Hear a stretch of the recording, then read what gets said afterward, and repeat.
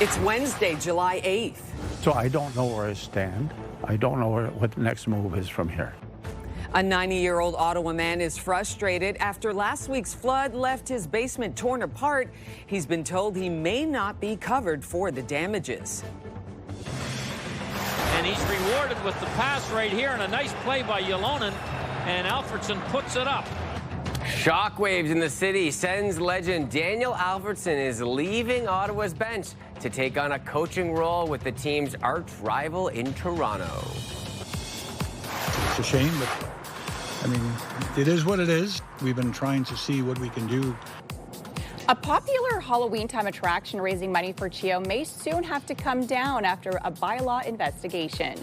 Your Morning Ottawa starts right now.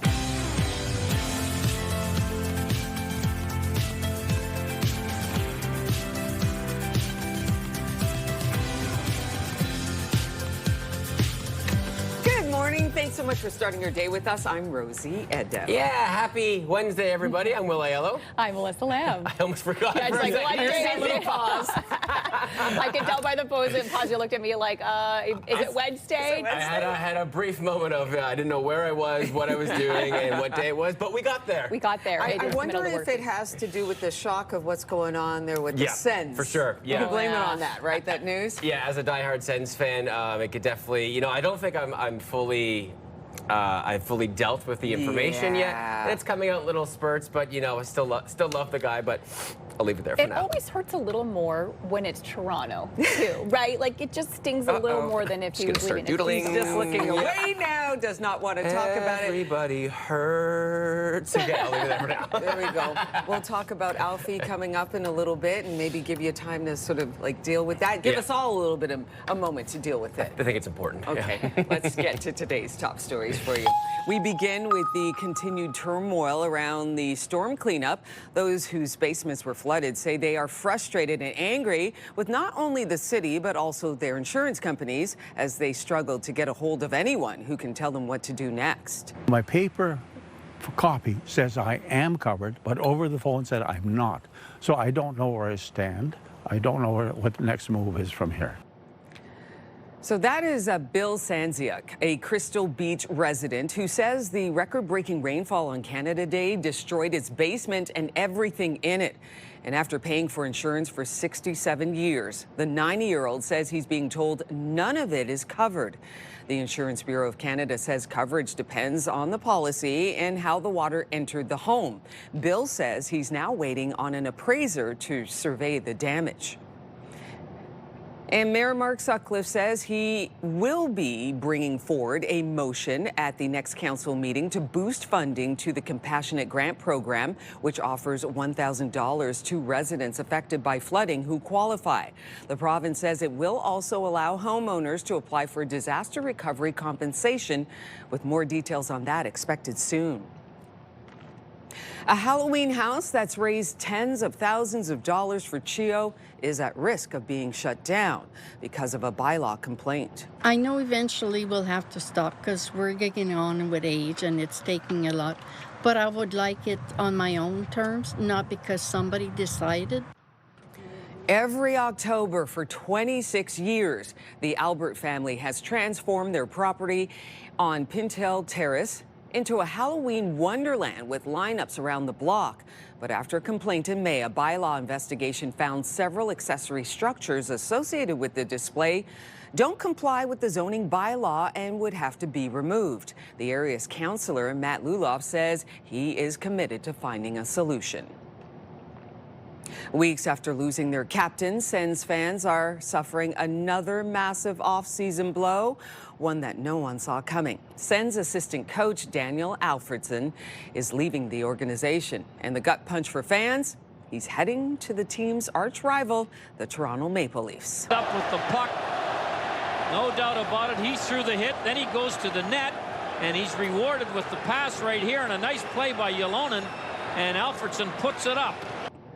Alfredson, whose number 11 was retired by the Sens a decade ago, captained the Sens through many bitter playoff battles with Toronto. The Hall of Famer holds numerous records with the team and was a huge fan favorite who was involved in numerous community initiatives. After the news broke to disbelief from fans, the team confirmed it was true with this post from the owner who brought Alfie on board shortly after taking over in Ottawa. Sens owner Michael Andlauer saying while he wished he was not joining an arch rival, Andlauer goes on to say, Alfie is forever an Ottawa Senator and the door will always be open for his return.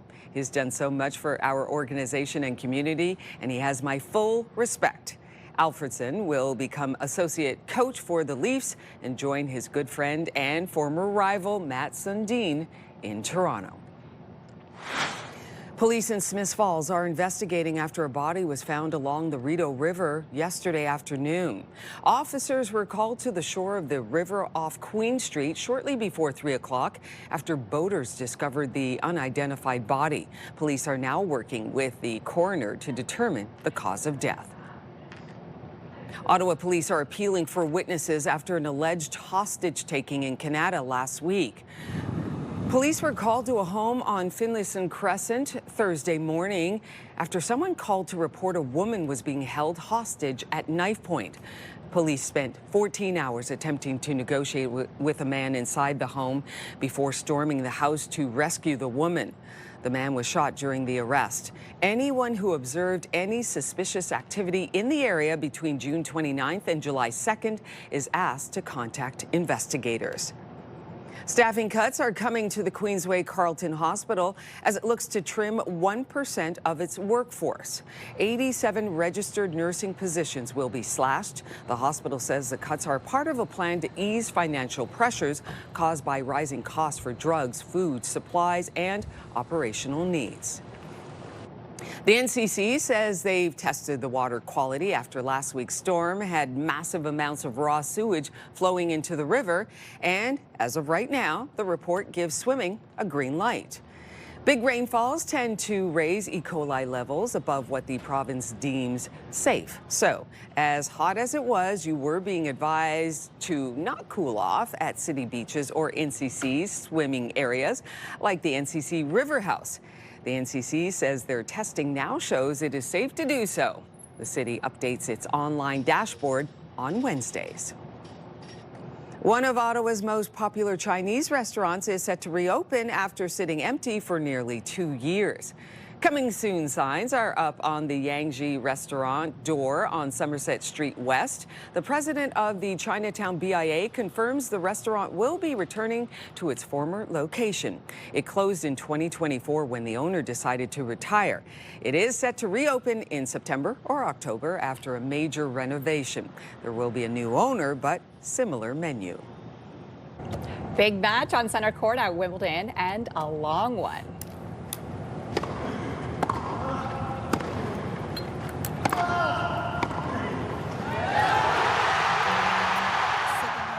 And no surprise, it was a long one. Canadian Felix Auger-Aliassime took on Djokovic in the quarterfinal that went the distance.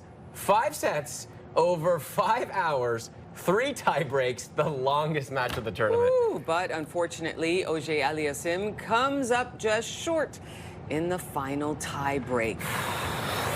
Heartbreaking for him, there's no doubt about that. You play for 5 hours. Ooh. And a long match the day before as well. So, wow. That's wild. Unbelievable when you look at like some of those matches, and like we were talking yesterday, but 4 hours, man, that's long. Oof. Oh, we'll just up that. We'll just go an extra hour. What a game it would be to be at. Absolutely. So wild. Well, the good news is the beaches are back open because it's going to be a hot one. You need somewhere to cool off later on today. Yes. A hot and sticky day in the forecast for us. I love it, though. I'm not complaining about it. I'm okay with it, too. I got your back. I know some people think like it's a little bit too hot outside, but it's fine for me. 30 degrees is our our high for today, so we will be a little bit above seasonal, and that sun setting earlier now, so we're losing some daylight hours. It will set at 8:51 p.m. And temperatures this morning, we are off to a very warm start so far here in the city. There is some humidity outside as well. We're sitting at 19 degrees here in Ottawa, same with the Montreal, 18 in Cornwall, Brockville, 21 out in Kingston is your daytime high, is where we're sitting right now. With the humidity, these are temperatures with the humidity, it feels like 25 already outside here in Ottawa. So hot and sticky across the region. You can see it feels like those mid to high 20s already. Kingston feeling like 28 this hour. So the good news is in our skies, we will stay clear throughout the morning hours. It's late this afternoon that we could start to see a few scattered showers. So sometime around 3 p.m., that's when we could start to see a little bit of rain in the forecast for us, and it could linger into your overnight as well. So chance of those spotty showers from 3 p.m. in through your evening hours and then early tomorrow morning as well. Then the real rain sets in late tomorrow morning. We could still see those spotty showers early in the morning, but then late in the morning tomorrow, we are expecting some rain sometime after 10 o'clock and a little bit of rain in the forecast for tomorrow, risk of thunderstorms as well. So we could see quite a bit of accumulation. Around 15 millimeters of rain is expected as we head into Thursday. The good news is it will start to clear up for Friday, and the weekend is looking nice and sunny, and we will see nice clear skies. So here's a look at those spotty showers we could see later on today, and then of course that rain and risk of thunderstorms as we head into tomorrow. Daytime highs today, 30 degrees for us here in Ottawa, so a little bit above seasonal, and another hot and sticky one in the forecast for us. We'll feel closer to 37 later on today. 30 is also the high in the Valley, Bancroft 29 for Kingston area as well as in Trenton, 30 out along the Seaway today, and over in Gatineau, 33 in Montreal. So hot and sticky across the region today. Temperatures will be above seasonal, and as we take a look at that 7-day forecast, you could see the heat will continue on and through the weekend. 26 for tomorrow, so we're expecting all that rain late in the morning, risk of those thunderstorms as well. 15 millimeters, just spotty showers for today, rain as we head into tomorrow, but still some sunshine to enjoy on Thursday. Mix of sun and cloud on Friday, similar day to today where we could see some spotty showers. Then sunshine Saturday, Sunday, temperatures in the high 20s. It will stick around next week, and we have another beautiful week in store. Weather is brought to you by Manatic Tree. Complete tree care from start to stump. On your roads this morning, here's a look at your traffic, and no major issues to report so far. Things are moving well. We're not seeing any major issues. Keep in mind, though, the last few days we've seen traffic building earlier. Sometime around 6:30 is when we start to see volume build. So just keep that in mind if you are heading anywhere this morning. Now let's check out your TSN must-see moment. Hey everyone, Matt Scooby in the Sports Center newsroom with your must-see moment from Tuesday. For it, we head to New York. Royals taking on the Mets. How about Carson Bench chops one back to the mound. Seth Lugo fields it and misses. Jack Caglione at first. He attempts to get the runner at third, but that throw way off the mark. Then Nick Lofton gonna completely miss the catcher trying to get the runner at home. It's just a comedy of errors. Bench comes in to score after an infield single and 3 throwing errors. Just terrible. That's your must-see moments. And today on TSN, the Toronto Tempo hosts the Golden State Valkyries. Coverage begins at 6:30 Eastern, 3:30 Pacific. That's it from the Sports Center newsroom. Have a great day.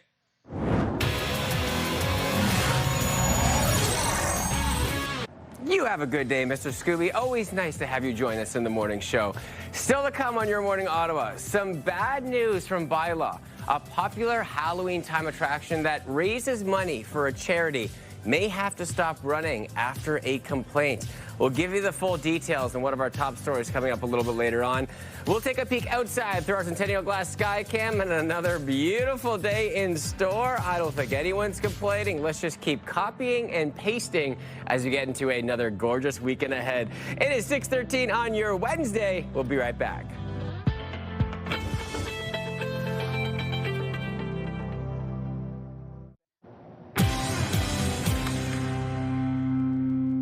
Good morning. Welcome back. 6:16. Here are the big stories we are following today on Your Morning Ottawa. A 90-year-old Ottawa man is frustrated after last week's flood left his basement torn apart. He's been told he may not be covered for the damages. Sens legend Daniel Alfredson is leaving Ottawa's bench to take a coaching role with the team's arch rival in Toronto. And the NCC says they've tested the water quality after last week's storm, and it is a go for swimming. Your full newscast in 15 minutes, but first, why don't we check out the sweltering forecast? All right, temperatures maybe similar to what we saw yesterday, a degree, maybe 2 warmer, but a beautiful sunshine day filled for your Wednesday. We are just chugging along this week. Good so far. We could see a little bit of rainfall overnight continuing through the day tomorrow, but if we have some afternoon plans, it is looking oh so nice. Once again, I'm okay with doing this each and every day. Thank you, Melissa. We'll see if it can continue into another weekend.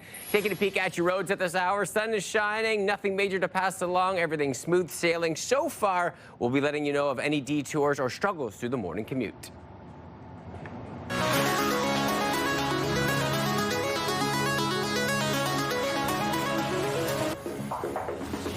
Back to one of our top stories. Trouble is brewing in an Orleans neighborhood. A Halloween house that's raised tens of thousands of dollars for Chio is at risk of being shut down because of a bylaw complaint. The home is located on Pintail Terrace. The family spends months every year getting it ready for October 1st with elaborate decorations. CTV's Katie Griffin has the details. In there, we have the motorcycle guy. When it comes to Halloween, this is 6-year-old Jackson's favorite place to be. I help them out a lot. But this spooktacular setup, a haunted house and structure made to look like a castle, might have to be torn down. I was sad.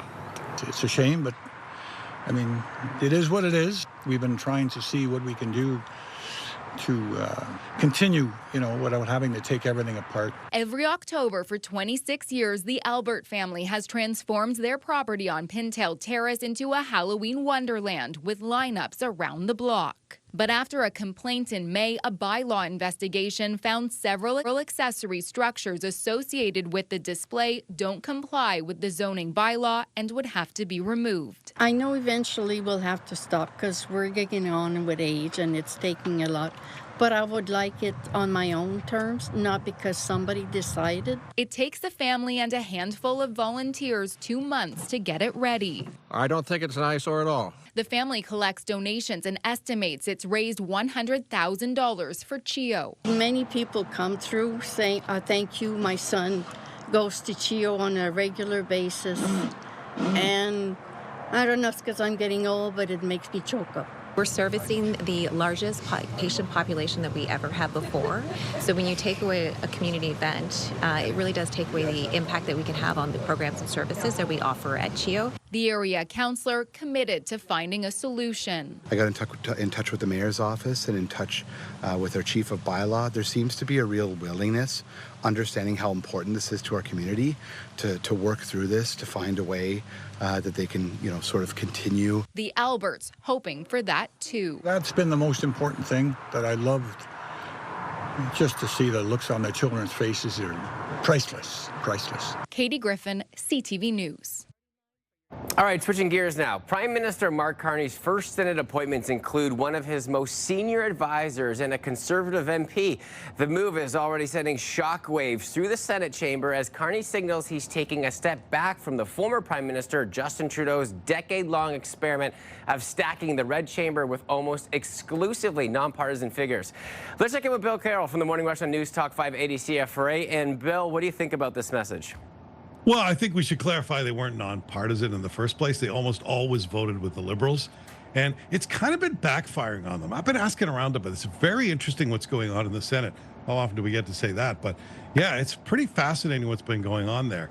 What Justin Trudeau did was he appointed a lot of people who were very strong left-wing activists because he wanted to make sure they never voted with the Conservatives. Well, some of them have been going a little bit rogue lately. So the Prime Minister had a problem he needed to solve. He needed to bring that under control. So that means put in more real Liberals and start to stack the numbers back in your favor.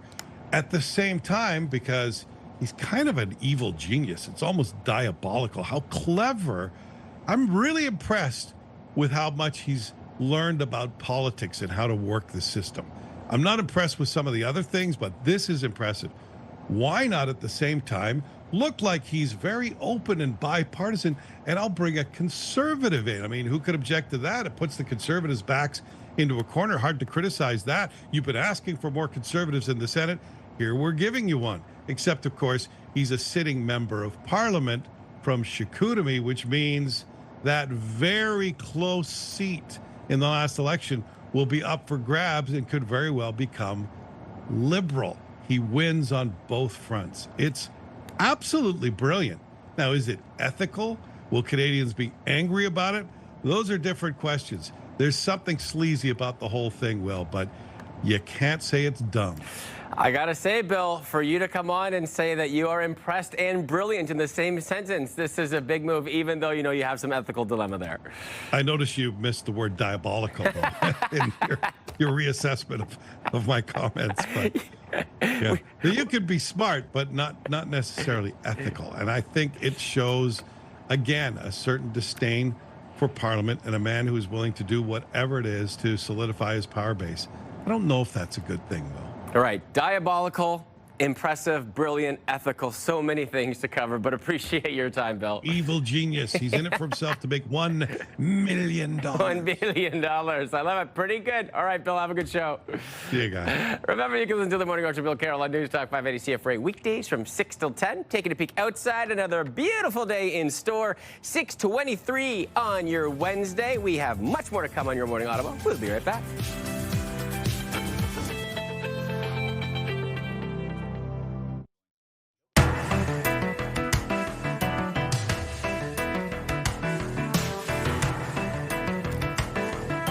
Welcome back, everybody. 6:25 on your Wednesday. A little bit later on in the 8 o'clock hour, we are learning about a kid's cooking class where learning from scratch is the secret ingredient. So with that in mind, we are asking for your comments today on what is the first thing that you learned how to cook? You might need a few minutes, take a deep dive, start thinking about it, and then email us yourmorningottawa@ctv.ca. And in the break, you said, I got one for you. So I have a good one. Head on. So I started baking with my grandma at a very, very young age. However, I have so many memories of myself in her farm kitchen cooking wonderful, wonderful masterpieces. I remember the first time my friend and I decided we were going to cook for ourselves for the first time. We were doing a class project. We thought we were hungry. We're like, let's make some craft dinner. My friend's like, oh, I know how to make that. So we went into the kitchen. We started, boiling the noodles, and then we realized the butter was a little hard. So we stuck the butter in the microwave and flames started appearing because the butter was in tinfoil. So I learned very quickly that you can't put tinfoil in the microwave, and thankfully my parents were home where they were able to put the fire out, and the macaroni was saved. But I will never forget that because it was like, oh my gosh, the microwave's on fire! And the mad panic that ensued. But that was like the first thing I remember cooking alone with a friend without supervision until the fire. You were just making a flambe, I believe they call it in the cooking world. Flambe macaroni. How did it turn out? Was it good? I mean, from what I recall, sure. Nice. Listen, the fact that the house is okay and secure, I think is the most important part. So we heard from you. We'll hear from Rosie and I a little bit later on in the show. We are asking you, our viewers, what is the first thing you learned how to cook? Send us those comments to yourmorningottawa@ctv.ca. We will be right back with your news headlines.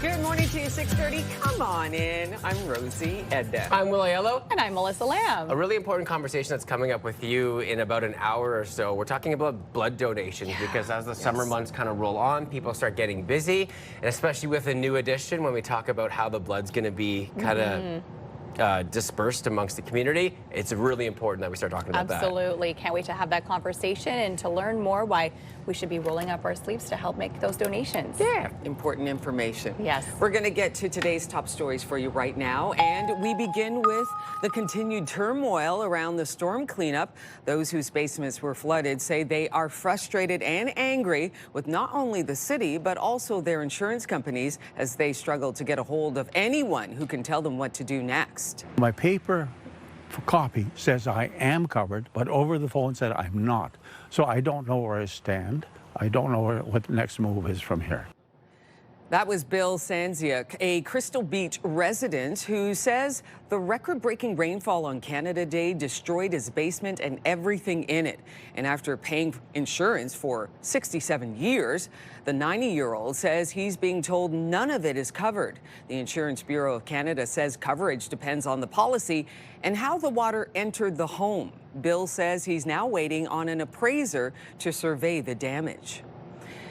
Mayor Mark Sutcliffe says he will bring forward a motion at the next council meeting to boost funding to the Compassionate Grant Program, which offers $1,000 to residents affected by flooding who qualify. The province says it will also allow homeowners to apply for disaster recovery compensation, with more details on that expected soon.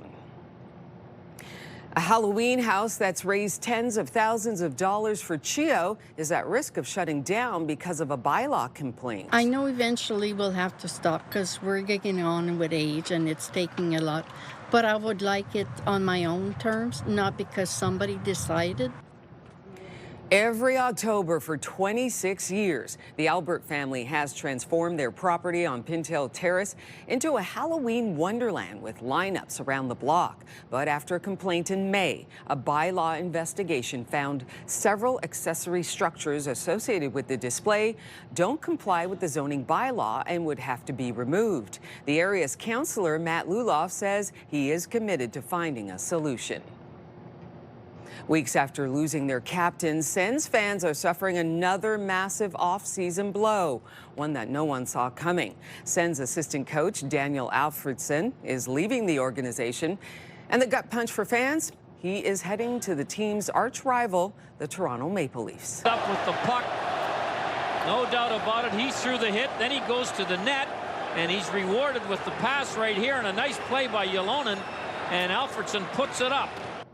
Alfredson, whose number 11 was retired by the Sens a decade ago, captained the Sens through many bitter playoff battles with Toronto. The Hall of Famer holds numerous records with the team and was a huge fan favorite who was involved in numerous community initiatives.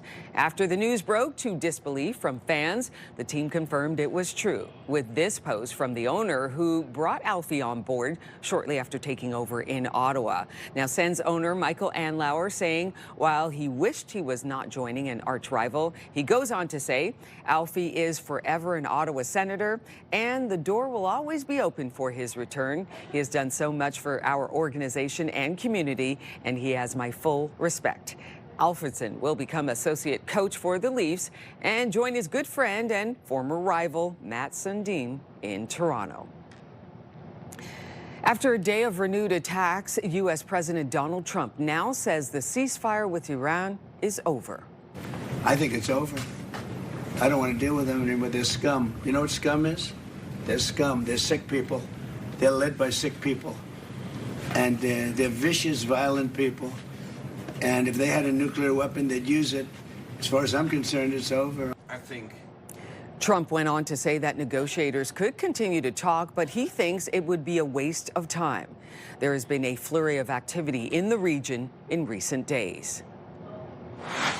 Police in Smiths Falls are investigating after a body was found along the Rideau River yesterday afternoon.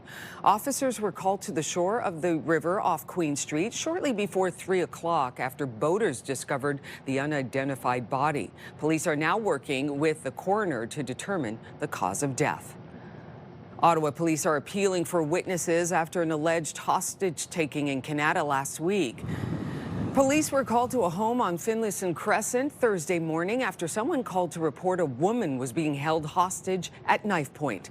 Police spent 14 hours attempting to negotiate with a man inside the home before storming the house to rescue the woman. The man was shot during the arrest. Anyone who observed any suspicious activity in the area between June 29th and July 2nd is asked to contact investigators. Staffing cuts are coming to the Queensway Carleton Hospital as it looks to trim 1% of its workforce. 87 registered nursing positions will be slashed. The hospital says the cuts are part of a plan to ease financial pressures caused by rising costs for drugs, food, supplies, and operational needs. The NCC says they've tested the water quality after last week's storm had massive amounts of raw sewage flowing into the river. And as of right now, the report gives swimming a green light. Big rainfalls tend to raise E. coli levels above what the province deems safe. So, as hot as it was, you were being advised to not cool off at city beaches or NCC swimming areas like the NCC River House. The NCC says their testing now shows it is safe to do so.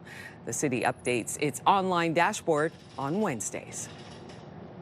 A new series will focus on the life and legend of the greatest Muhammad Ali. I'm the fastest. I'm the strongest. I can't be beat. Man, am I excited for this. The 8-part series is executive produced by Muhammad Ali's widow, Lonnie, with backing by Michael B. Jordan and Jay-Z's Rock Nation. It covers the time between his Olympic gold medal win in 1960 to his historic defeat of Sonny Liston in 1964. The Greatest will debut on Prime in November. Wow. I just feel like we are so in the time for these type of documentaries and these series doing repeats where everyone is so interested to take a step back into historical times, but told in a, we'll call it, modern day tone. Yeah.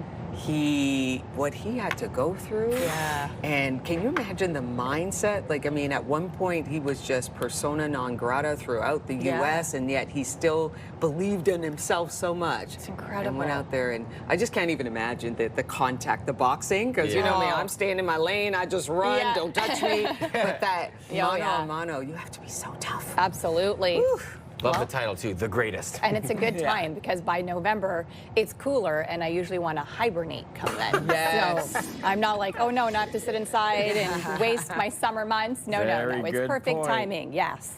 Our forecast for today, definitely a day you want to get outside, especially this morning. It's sunny and warm outside already. We could see some scattered showers late this afternoon. And then as we head into the weekend, beautiful weekend in store for us, but we could see some rain before we get to that weekend forecast. Still sitting at 19 degrees here in Ottawa, same with the Montreal, Cornwall as well, 17 out in the valley. There is some humidity out there, already feels like 23 in the valley, 25 for us here in Ottawa, 24 for Cornwall, as well as out in Montreal for today. So nice and clear out there this morning. We will see a mix of sun and cloud this morning into most of your day today. However, late this afternoon around 3 o'clock, we could start to see some spotty showers.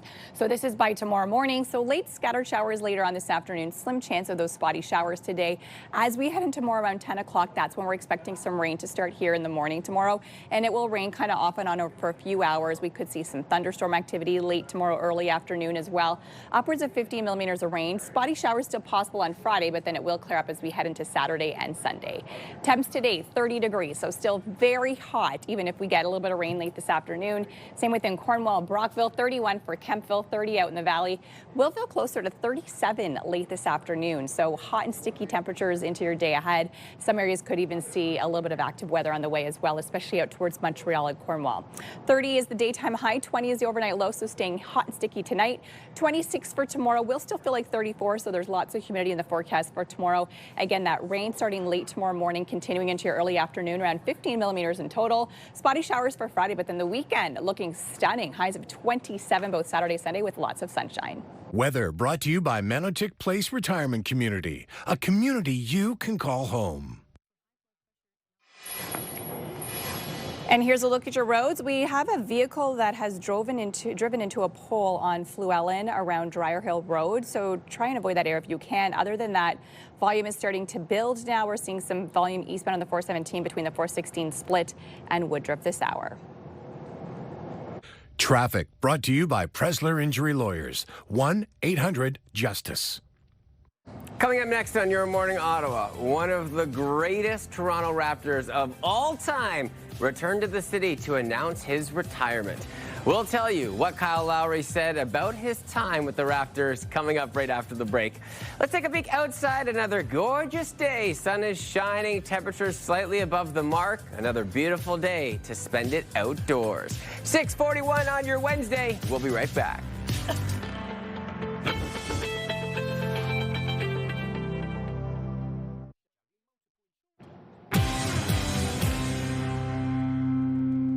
Good morning. Welcome back. Here are the big stories happening today on Your Morning Ottawa. A 90-year-old Ottawa man is frustrated after last week's flood left his basement torn apart. He's been told he may not be covered for the damages. Sens legend Daniel Alfredson is leaving Ottawa's bench to take a coaching role with the team's arch rival in Toronto. And the NCC says they've tested the water quality after last week's storm, and it is a go for swimming. Now, why don't we check out the forecast? And I do believe it's going to be pretty steamy out there, Melissa. It's already steamy to start off your day. Feels like 24 already outside in Ottawa this morning. A high of 30 degrees late this afternoon. We'll feel closer to 37 with that humidity. Mix of sun and cloud today. Chance of some spotty showers late this afternoon and through your early evening. Tomorrow we have some rain. Starting around 10 o'clock in the morning, we are expecting some rain. We could see risk of thunderstorms up to 15 millimeters tomorrow. A high of 26, 27 on Friday. Mix of sun and cloud. Could see a few spotty showers to end off the work week. On your roads this hour, traffic is still building. If you are heading eastbound the 417, we're seeing some volume at the 416 split in through Bronson this hour. Elsewhere on the Queensways, traffic is moving well this morning. All right, we now maybe only have a handful of these left. It is your official FIFA World Cup update time. And if you missed yesterday's World Cup action, you missed an instant classic in Atlanta. The defending champions, Argentina, came dangerously close to a shocking round of 16 exit against a fierce Egyptian squad. Red shirts racing back as fast as they can! Oh my word! I've seen it all now! There is no better word to describe this as an absolute heartbreaker for Egypt. Deep into stoppage time, Enzo Fernandez headed home the game winner, capping off a miraculous 3-2 comeback. Argentina was trailing 2-0 in the 78th minute before they stormed back. Argentina survives a massive scare and advances to the quarterfinals. Truly an unbelievable finish, and one that we'll be talking about for years. And Messi, one of the only players to have 2 missed penalty kicks, but they still came out on top. What a game. Next up, we head to the final game hosted in a Canadian city as Switzerland took on Colombia, and it was a hard-fought match all the way to penalty kicks in Vancouver. It's all over! Switzerland are going to the quarter-final of the World Cup.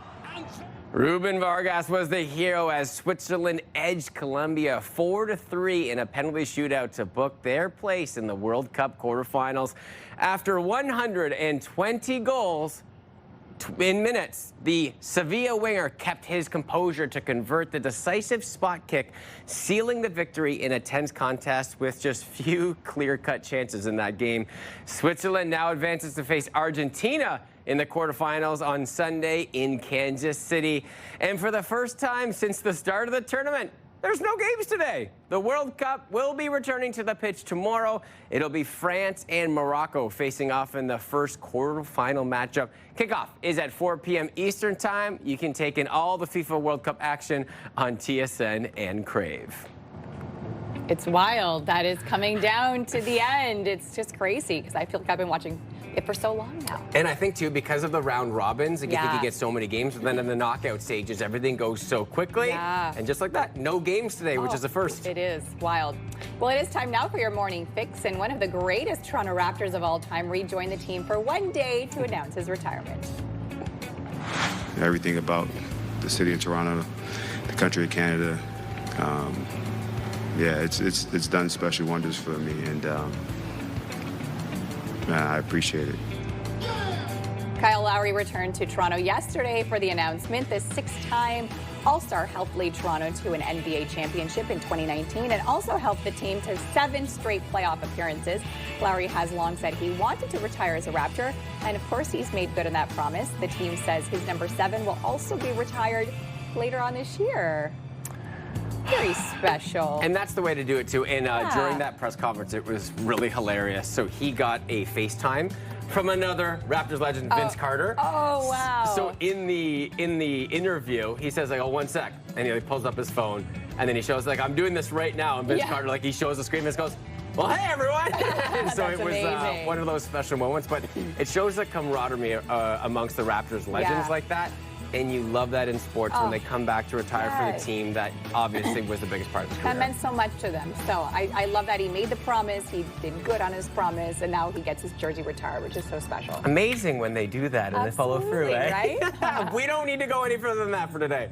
Tilly Norwood looks like a typical Instagram influencer, but she's not. She's not even real. She's actually AI generated, and now she's getting her own movie. So, Particle 6 is the London-based studio that created her, and they are not trying to pull the wool over anyone's eyes.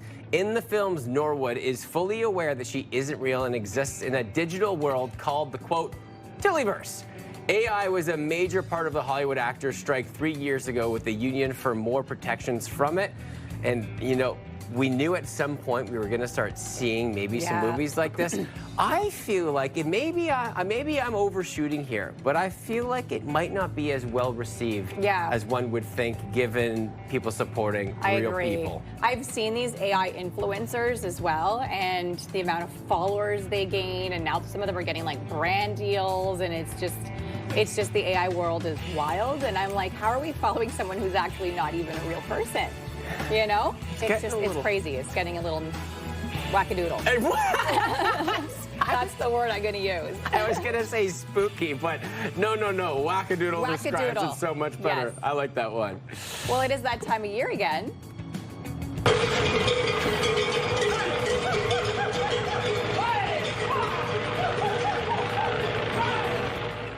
It's the annual running of the bulls in Pamplona, Spain. The first of this year's bull runs kicked off a 9-day festival.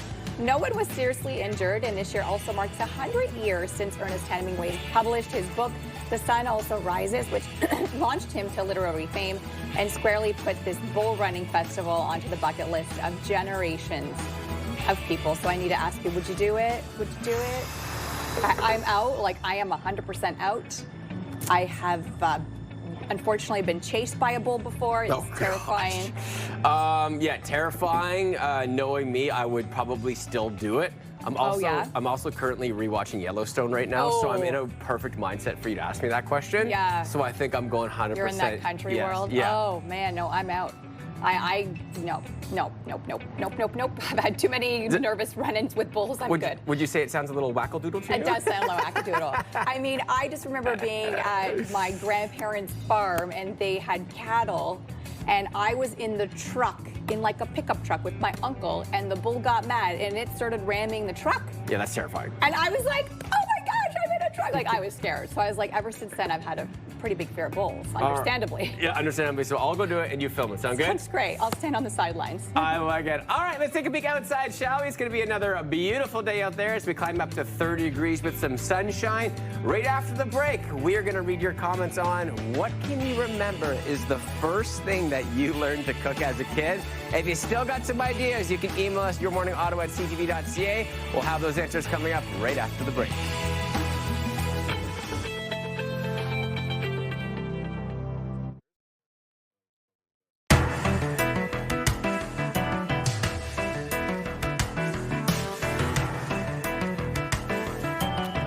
Everybody, a few minutes till 7 o'clock. Today on the show, we asked for your comments on what is the first thing, if you could remember, that you learned how to cook. And I'm very curious to see what some people had to say.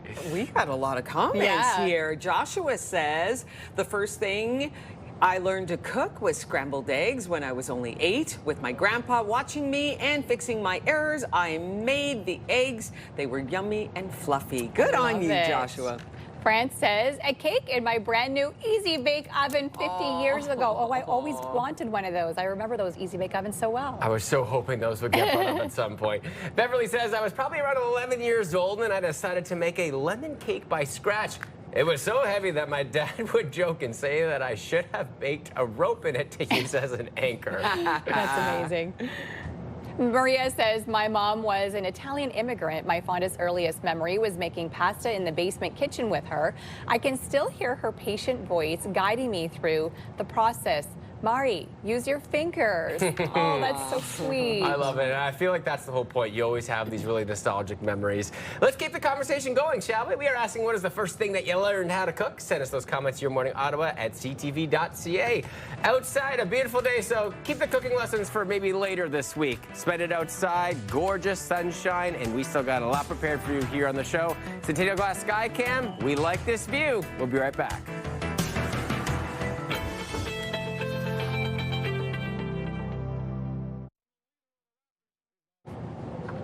It's Wednesday, July 8th.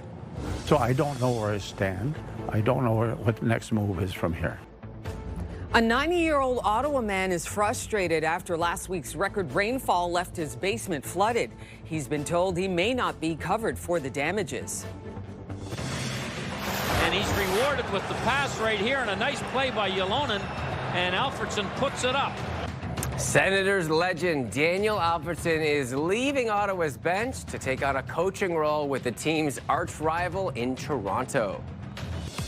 It's a shame, but I mean, it is what it is. We've been trying to see what we can do. A popular Halloween time attraction raising money for CHEO may soon have to come down after a bylaw investigation. Your Morning Ottawa continues right now.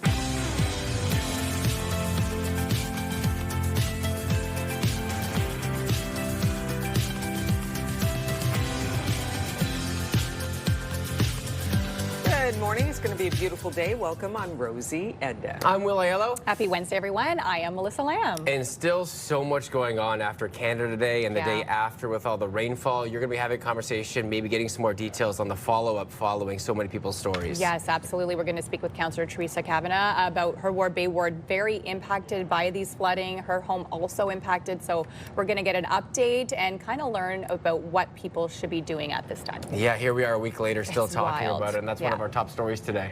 We are going to get straight to it. We begin with the continued turmoil around the storm cleanup. Those whose basements were flooded say they are frustrated and angry with not only the city, but also their insurance companies as they struggle to get a hold of anyone who can tell them what to do next. My paper copy says I am covered, but over the phone said I'm not. So I don't know where I stand. I don't know what the next move is from here. That's Bill Sanziak, a Crystal Beach resident, who says the record-breaking rainfall on Canada Day destroyed his basement and everything in it. And after paying for insurance for 67 years, the 90-year-old says he's being told none of it is covered. The Insurance Bureau of Canada says coverage depends on the policy and how the water entered the home. Bill says he's now waiting on an appraiser to survey the damage.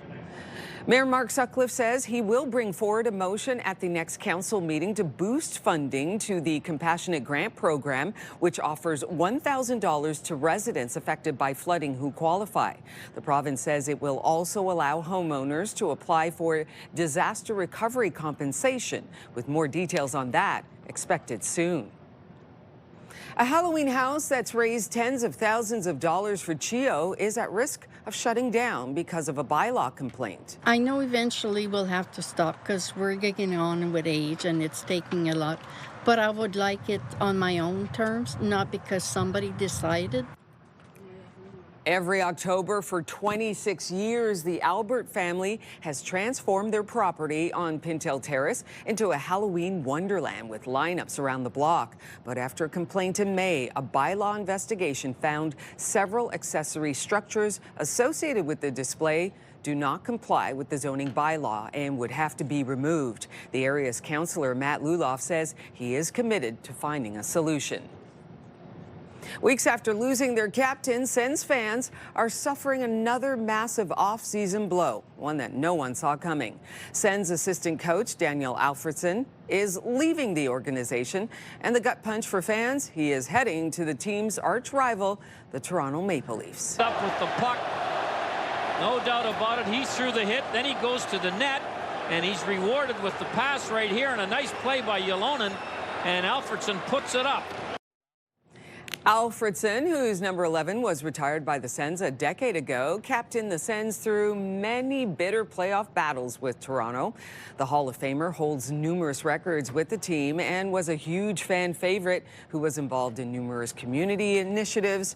After the news broke, to disbelief from fans, the team confirmed it was true with this post from the owner who brought Alfie on board shortly after taking over in Ottawa. Sens owner Michael Anlauer saying while he wished he was not joining an arch rival, he goes on to say Alfie is forever an Ottawa Senator and the door will always be open for his return. He's done so much for our organization and community, and he has my full respect. Alfredson will become associate coach for the Leafs and join his good friend and former rival Matt Sundin in Toronto. After a day of renewed attacks, U.S. President Donald Trump now says the ceasefire with Iran is over. I think it's over. I don't want to deal with them anymore. They're scum. You know what scum is? They're scum. They're sick people. They're led by sick people. And they're vicious, violent people. And if they had a nuclear weapon, they'd use it. As far as I'm concerned, it's over. I think. Trump went on to say that negotiators could continue to talk, but he thinks it would be a waste of time.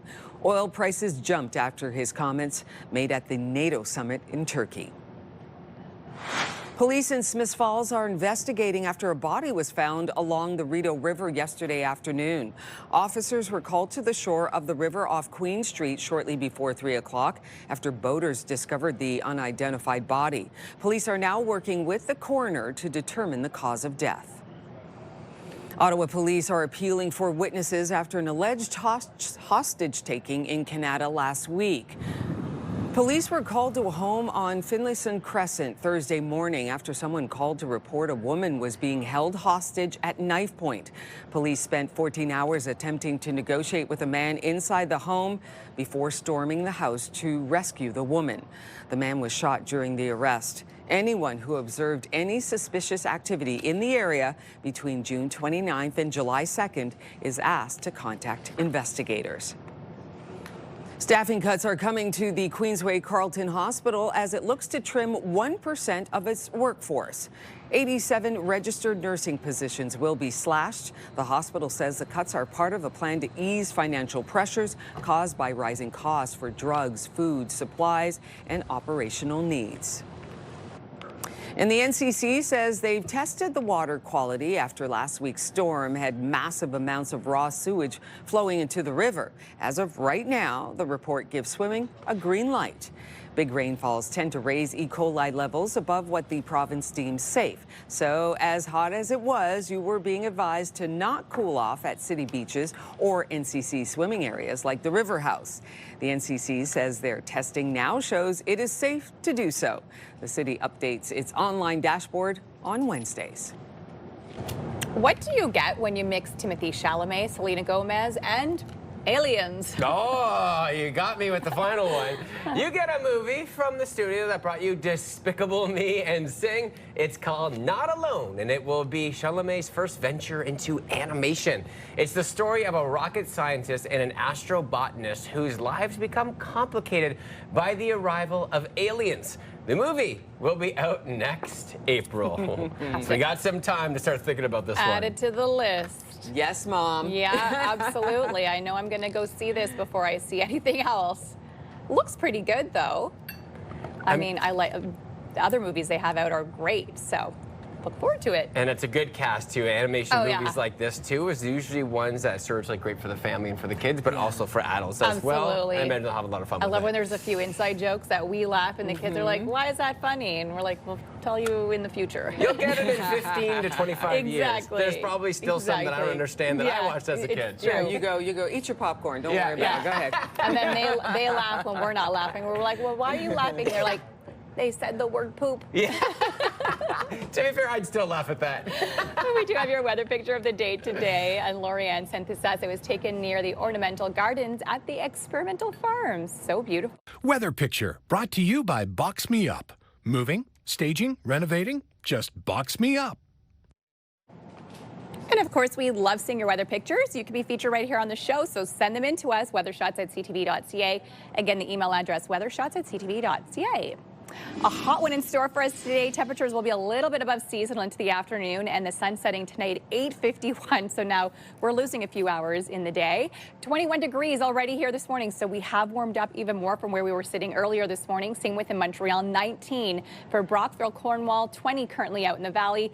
These are temps with the humidity, so this is how it feels outside already. Feels closer to 27 for us here in Ottawa, same with the Montreal, 25 for Brockville, Cornwall area, so already warm and sticky to start your morning off. We are seeing a few clouds out there, so we will see a mix of sun and cloud throughout the morning today into the afternoon. Chance of some spotty showers sometime after 3 o'clock. We could see some spotty showers late this afternoon into the evening. We could even see that into the overnight, but just a 30% chance of seeing those spotty showers. Then the rain starting tomorrow morning, sometime after 10 o'clock. We are expecting expecting some rain tomorrow morning, risk of thunderstorms as well. And we could see upwards of 15 millimeters of rain as we head into Thursday, and then still some spotty showers towards the end of the work week. But the weekend is looking nice and dry and very sunny. 30 degrees for us today. We'll feel closer to 37, so hot and sticky later on this afternoon. 29 for Trenton, Kingston area, 31 for Kempville into your day ahead, 30 in the valley as well as in Gatineau. So hot and sticky across the region. Temperatures feeling more like in the high 30s because of that humidity. And the heat will stick around over the next week. 20 is the overnight low. Even tomorrow it looks cooler, 26 degrees, but will feel closer to 34 with that humidex. So it will be hot and sticky as we head into Thursday. And we do have that rain starting around 10 o'clock tomorrow morning. Spotty showers possible for Friday, but then nice and dry in through the weekend and in through next week. 7-day weather forecast brought to you by Davidson Hearing Aid Centers, celebrating over 80 years in family business.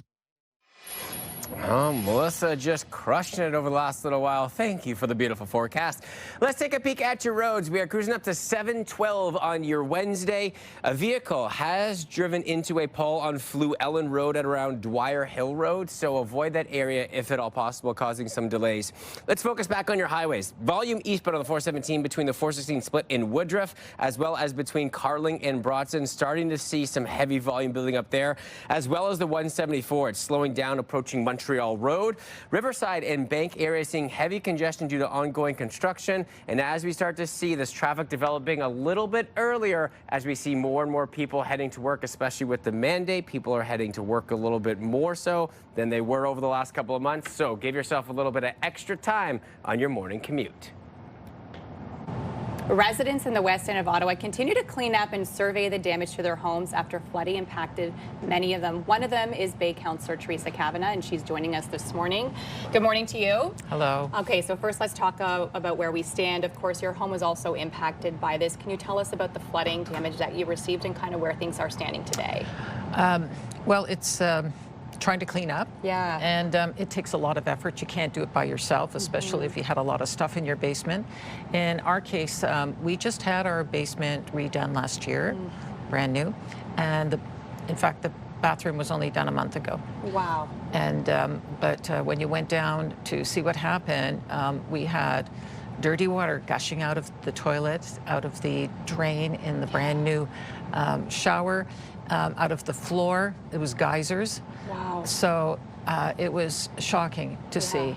And you just have this feeling of helplessness. And it started off not too much, and then it just grew and grew and grew. So we tried to grab stuff and bring it up, but it was overwhelming. Yeah, absolutely. And exhausting as well, having to deal with this for the past week now. Yes, yes. And of course, there's a lot of people that aren't in the same situation as me that don't have a lot of help. You know, Right. you know, Alex did a lot of work. We had family members come in and pitch in. Wow. So we were fortunate. But if somebody's on their own, this is really, really hard. Yeah. And the big anxiety is what will be covered. Absolutely. What will be covered by my insurance? And I'm hearing about people who are not being covered. So this is very scary. Yeah. And of course, people are very angry, and they want to find why this happened. You know, whose fault is it? And of course, it was record rainfall.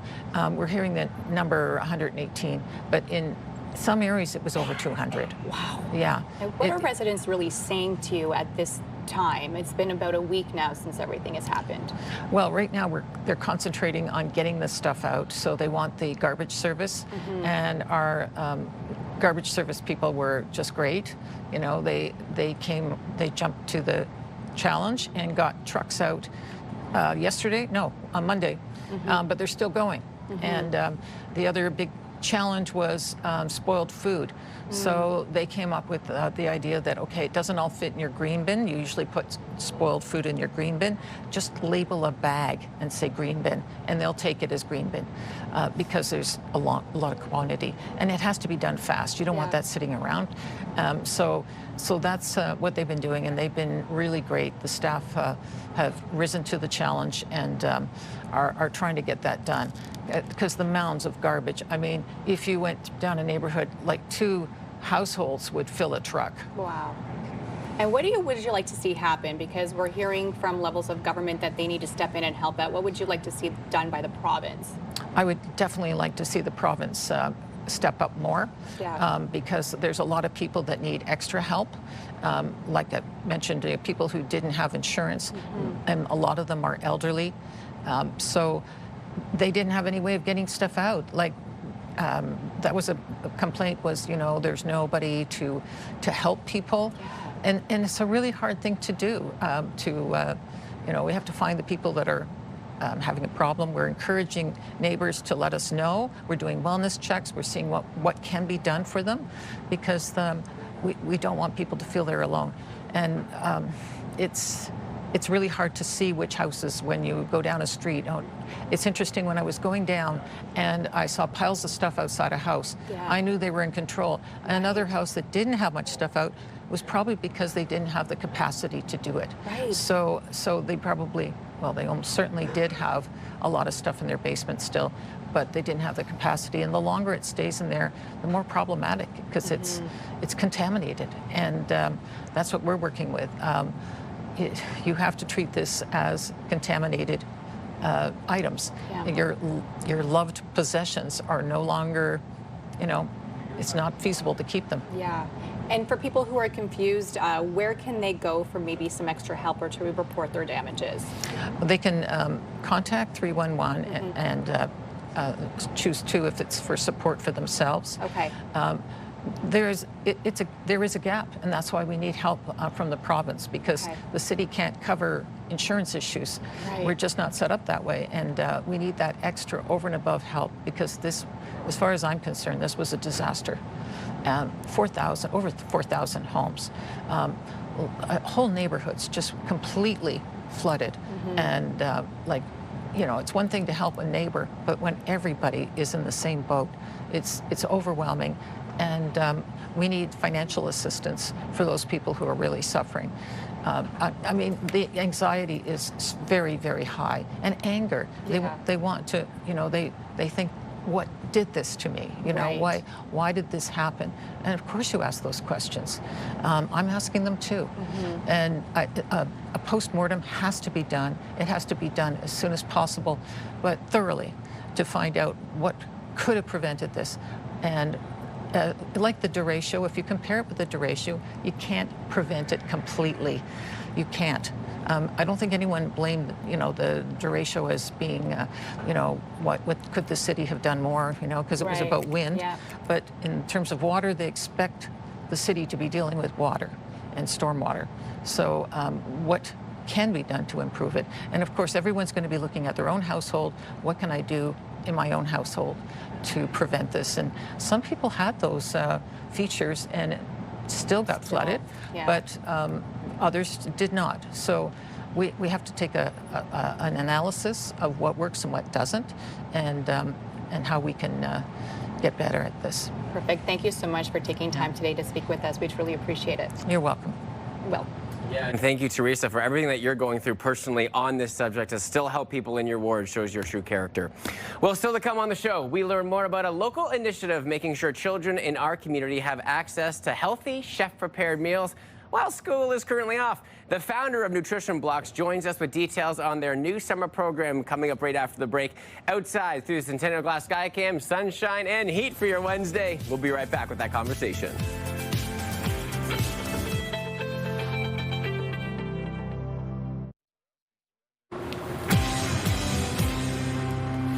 Welcome back, everyone. Nutrition Blocks program ensures that all children have consistent access to chef-prepared, nutritious, and culture-relevant meals that they need to grow and focus in school, but also beyond. Abby Potter is the founder and executive director of Nutrition Blocks, and he joins us this morning to talk about a very important program happening right now. Good morning, my friend. Good morning, Will. How are you? I'm so good. You know what? Officially, great words for many parents, but it comes at a cost. School's out! Yeah. And currently, you know, they're involved in so much going on, and you have a wonderful program to help maybe alleviate some of that stress. Absolutely. Thank you for this morning, Will. So, yeah, schools are out. I have a 15-year-old, and yeah, it's a great time for families. But currently 1 in 4 in our city live in a food insecure household. That's about 40,000 children in our public school system. What's happening is when school's out and after school programs end, families struggle to make ends meet because the childcare costs go up and cost of food, it puts extra burden on the families, both financially but also a mental stress. So what Nutrition Blocks has done is we are partnering with the City of Ottawa. This is our 5th year. We partner with the City of Ottawa and a few other community organizations that offer free summer programs in different communities. And Nutrition Blocks provides a chef-prepared hot meal every day and breakfast to these children. And you talk about, you talk about the 40,000 kids, that are at this point maybe not sure where the next meal is going to be coming from, which are truly dangerous numbers. What are some of the meals that people are going, okay, you got me, Abby, I'm starting to figure out what are some of these meals that the chefs have prepared? Absolutely. So as I said, we work with different community partners, and these are all fresh-made, chef-prepared meals. We have a wrap. We have a sandwich. Now, these are for children that go on a field trip. Okay. But you can see there's hot meals. This is a baked chicken with multicolored rice and vegetables. We have some pasta with meat. We have some meatballs with baked fries and salad. Kids love salad. You don't think they do, and all our meals typically are served family style. So kids can come in, they get served, and kids come back and they ask for salads. I think it's so important too. And what I love most about this, not only are you helping insecure families when you're talking about food, but it's the quality and nutritious parts of the food as well. Why do you find it so important to instill that in the young as we move forward at this time? Absolutely. As I said, I recognize that a lot of families are not able to provide wholesome, nutritious meal on a daily basis, fruits and vegetable, greens. So I think it's organizations like us that ensure that kids are not only fed properly, but they're receiving the right amount of nutrients. And we do it, equally to everybody. We serve our meals where children are playing at summer camps. It's with dignity. There is no stigma attached. Everyone's getting the same meal. And it kind of keeps them fed, nourished, but also kind of, they're more focused throughout the day. And the last thing I want to talk to you about is it's so great to have these meals, especially as we get into these months. The kids might be out of school, but mostly the parents, maybe both parents, are still working, so time becomes an issue. Absolutely. This can really help out with that as well. Absolutely. So we do survey all our families, every year. And some of the feedback that we receive is, families are saving up to 30 minutes every day, but roughly between $30 to $40 a week in grocery costs. And those are real savings. If you have 2 children that are attending summer camp, $80 a week goes a long way. It certainly does, especially when you compile that over the summer months too. Absolutely. And I'm sure every single parent will probably agree with time is something that they value so much. Even just that little 30, 45 minutes can make a big difference in their week. Absolutely. And again, camp counselors, program administrators all tell us, the meals are making a difference. The children are focused. They're participating. They have more energy. Parents have told us that have seen, a change in their eating habits. Children are choosing healthy meals over junk food, even at home. So those are some of the long-term impacts of programs like Nutrition Blocks. Well, I love what you're doing too, because those non-nutritious foods, they might be tasty for a second, but they don't fill you up and they don't make you feel good. Abby, I love what you're doing. Thanks for sharing this with you. We've got all your information on the website there for people more interested. Appreciate your time this morning. Thank you, Bill.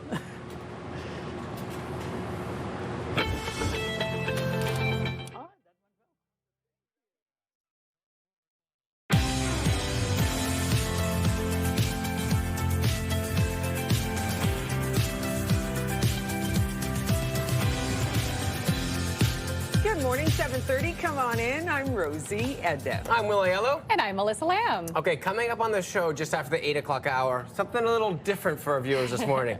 We got 2 pro wrestlers in-house talking about a world record that was set and for charity. So there's a little tidbit for you to start thinking about. I love it. I'm trying to put my mind all together, and I'm confused. Yeah, we will not be wrestling, though, today. We will leave that to the professionals. Okay, so we got wrestling, and then we've got the Merrickville Festival of the Arts coming up as well, talking about the whole lineup there. So you got some wrestling, and you got some art. I got like everything.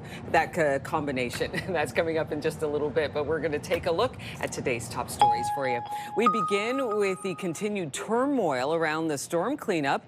Those whose basements were flooded say they are frustrated and angry with not only the city, but also their insurance companies as they struggle to get a hold of anyone who can tell them what to do next. My paper copy says I am covered, but over the phone said I'm not. So I don't know where I stand. I don't know what the next move is from here. That's Bill Sanziuk, a Crystal Beach resident who says the record-breaking rainfall on Canada Day destroyed his basement and everything in it. And after paying for insurance for 67 years, the 90-year-old says he's being told none of it is covered. The Insurance Bureau of Canada says coverage depends on the policy and how the water entered the home. Bill says he's now waiting on an appraiser to survey the damage. Mayor Mark Sutcliffe says he will bring forward a motion at the next council meeting to boost funding to the Compassionate Grant Program, which offers $1,000 to residents affected by flooding who qualify. The province says it will also allow homeowners to apply for disaster recovery compensation, with more details on that expected soon. A Halloween house that's raised tens of thousands of dollars for CHEO is at risk of shutting down because of a bylaw complaint. I know eventually we'll have to stop because we're getting on with age and it's taking a lot. But I would like it on my own terms, not because somebody decided. Every October for 26 years, the Albert family has transformed their property on Pintail Terrace into a Halloween wonderland with lineups around the block. But after a complaint in May, a bylaw investigation found several accessory structures associated with the display do not comply with the zoning bylaw and would have to be removed. The area's councillor, Matt Luloff, says he is committed to finding a solution. Weeks after losing their captain, Sens fans are suffering another massive off-season blow, one that no one saw coming. Sens assistant coach Daniel Alfredson is leaving the organization. And the gut punch for fans, he is heading to the team's arch rival, the Toronto Maple Leafs. Up with the puck, no doubt about it. He's through the hit, then he goes to the net, and he's rewarded with the pass right here, and a nice play by Ylonen, and Alfredson puts it up. Alfredson, whose number 11 was retired by the Sens a decade ago, captained the Sens through many bitter playoff battles with Toronto. The Hall of Famer holds numerous records with the team and was a huge fan favorite who was involved in numerous community initiatives. After the news broke to disbelief from fans, the team confirmed it was true with this post from the owner who brought Alfie on board shortly after taking over in Ottawa. Sens owner Michael Anlauer saying while he wished he was not going and to an arch rival team, he goes on to say Alfie is forever an Ottawa Senator, and the door will always be open for his return.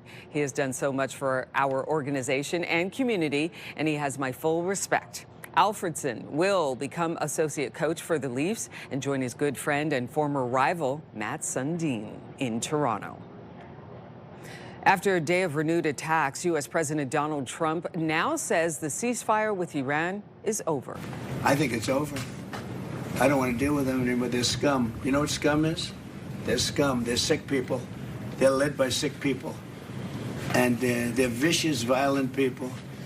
And if they had a nuclear weapon, they'd use it. As far as I'm concerned, it's over. I think Trump went on to say that negotiators could continue to talk, but he thinks it would be a waste of time. There's been a flurry of activity in the region in recent days. U.S. Central Command said it fired at more than 80 Iranian targets, and in response, Iran said it targeted U.S. military sites in Bahrain and Kuwait. The U.S. strikes followed attacks earlier in the week on 3 oil tankers in the Strait of Hormuz, which Iran has not claimed responsibility for.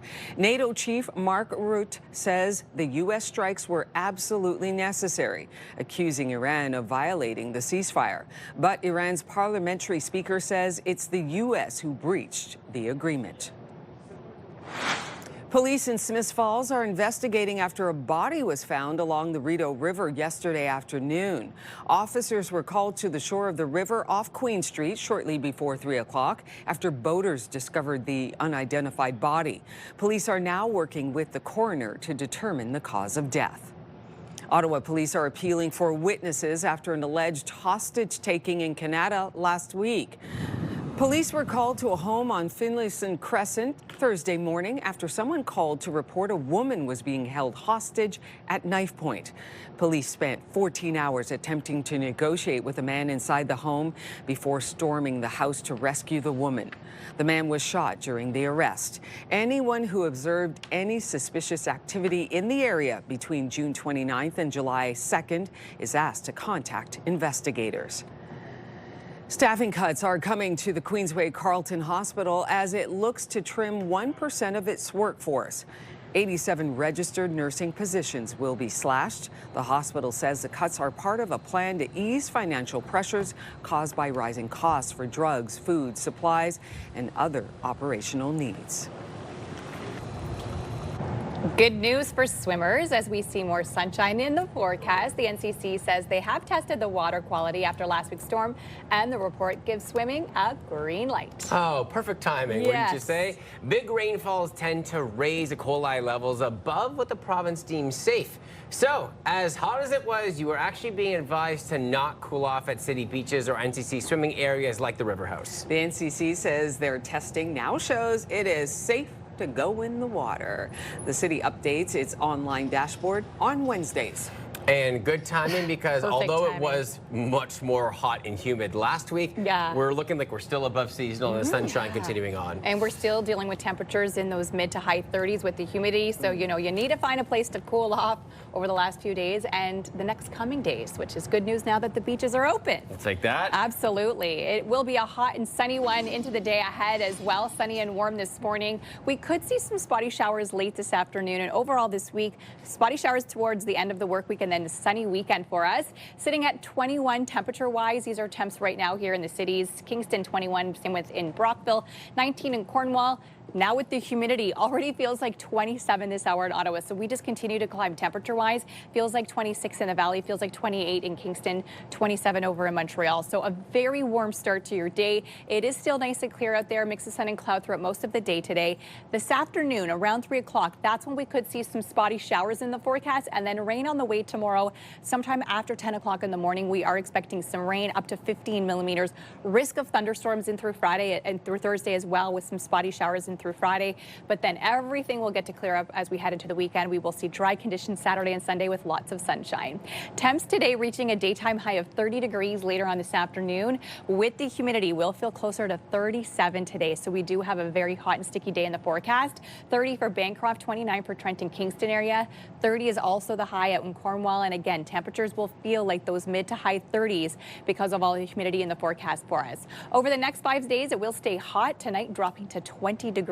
Tomorrow, 26 is the high, and not a lot of relief, even though it will be slightly cooler temperature-wise. Still some humidity. Will feel closer to 34 tomorrow. That rain starting late in the morning, continuing into the afternoon. Risk of thunderstorms up to 15 millimeters tomorrow. Spotty showers possible Friday, then the weekend nice and dry and sunny with highs of 27. Here's a look at your roads right now, and we do have a collision westbound on Hunt Club at Cleopatra. Collision eastbound as well at the 417 at Maitland. Volume eastbound on the 417 between the 416 split and Bronson. Heading west on the Queensway, we're also seeing build-up Saint Laurent through Nicholas and westbound on the 174. Slowdowns approaching Montreal Road, eastbound on the Kitchener-Beamican Parkway, slowing down approaching Booth Street. Riverside and Bank seeing heavy congestion due to ongoing construction. Traffic brought to you by Presler Injury Lawyers. 1-800-JUSTICE. Maureen McAuliffe and Anya Perry are here to talk about the Merrickville Festival of the Arts happening this weekend. We are very excited. Thank you so much for coming on here. Thank you for having us. Tell us what's going on. So this weekend is the Festival of the Art. It's organized by MOCA, the Merrickville Organization of Culture and the Arts. And this weekend is really special because I'm also celebrating my second year in Merrickville, so I'm participating as one of the local artists. And this weekend as well, these artists are also going to be setting up at the Blockhouse, where there are going to be about 30 artists and creators, and they bring the very best of their collections. It's really amazing. And there's actually something for everyone. So MoCA has, over the years, always focused on the visual arts, but this time they're focusing on bringing a lot more artists like music, theater, and there's also children programmation, which is really nice because there's something for everyone. Oh, this and is the wonderful. best part, it's free. You walk in, Yes. you're surrounded by art, you can go shopping, you can go and admire the beautiful artwork, Merrickville. which we have behind us here. Yes. This is some of your handiwork as That's, well, right? It is, yeah. This is part of my collection. Actually, the Vision series that I've had brought to Merrickville, where they have actually been created with words of intentions, and they're like a vision board to inspire people.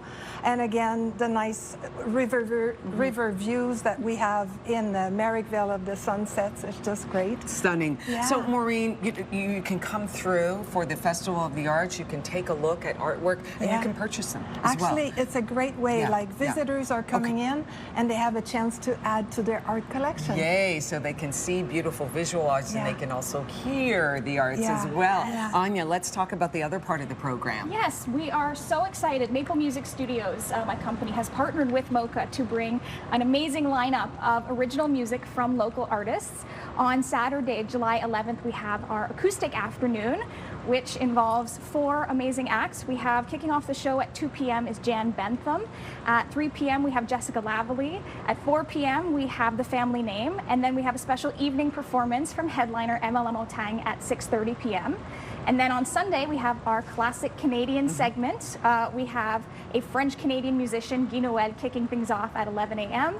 Then we have the Keith Glass Band headlining the show Wonderful. at 2:30. And we have Keely Brown opening for them. And Keely's going to perform for us She in a second, is. but also I want to get to, you got a charitable component to Yes. this event. Tell us about that quickly. So Maple Music Studios seeks to give back to the community wherever we can. So part of what we're putting on is we will be collecting donations for the Merrickville Food Bank. So if visitors like what they hear, we're encouraging them to leave a small donation. I mean, this That's is all amazing. around, everybody wins here. This is a wonderful event, and we are going to get to win as well by listening to our wonderful artists perform. Should we step aside once again, our artist? absolutely. She's Thank going to you. perform for us and give us a little taste of what you can expect at the Merrickville Festival of the Arts.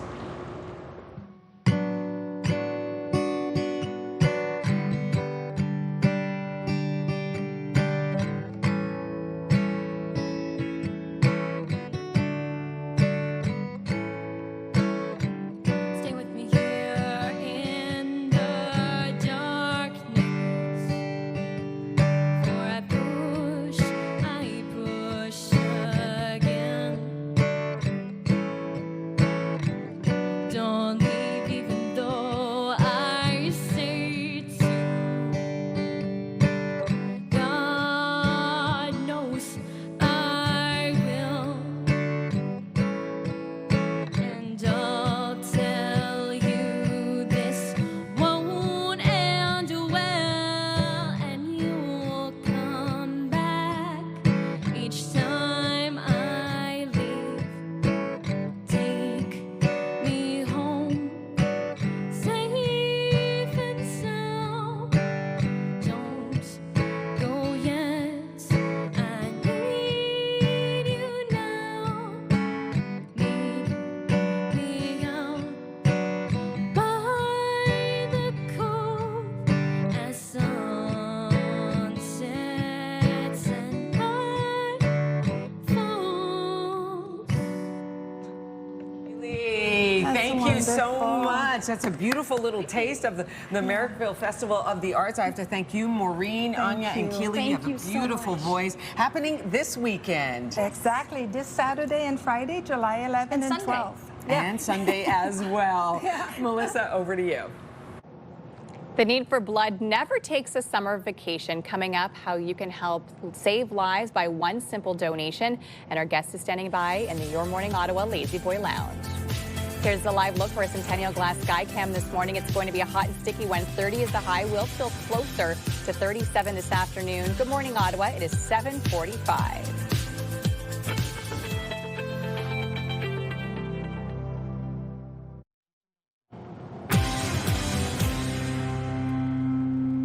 Summer is all about vacations and time with family, but it's also one of the toughest times of the year for Canada's blood supply. Joining us this morning to discuss why now is the perfect time to roll up your sleeves is Jason Hartunian from Canadian Blood Services. Good morning to you. Good morning. Thanks for having me. We're so excited to have you here. Yeah. Obviously, a very important conversation for everyone.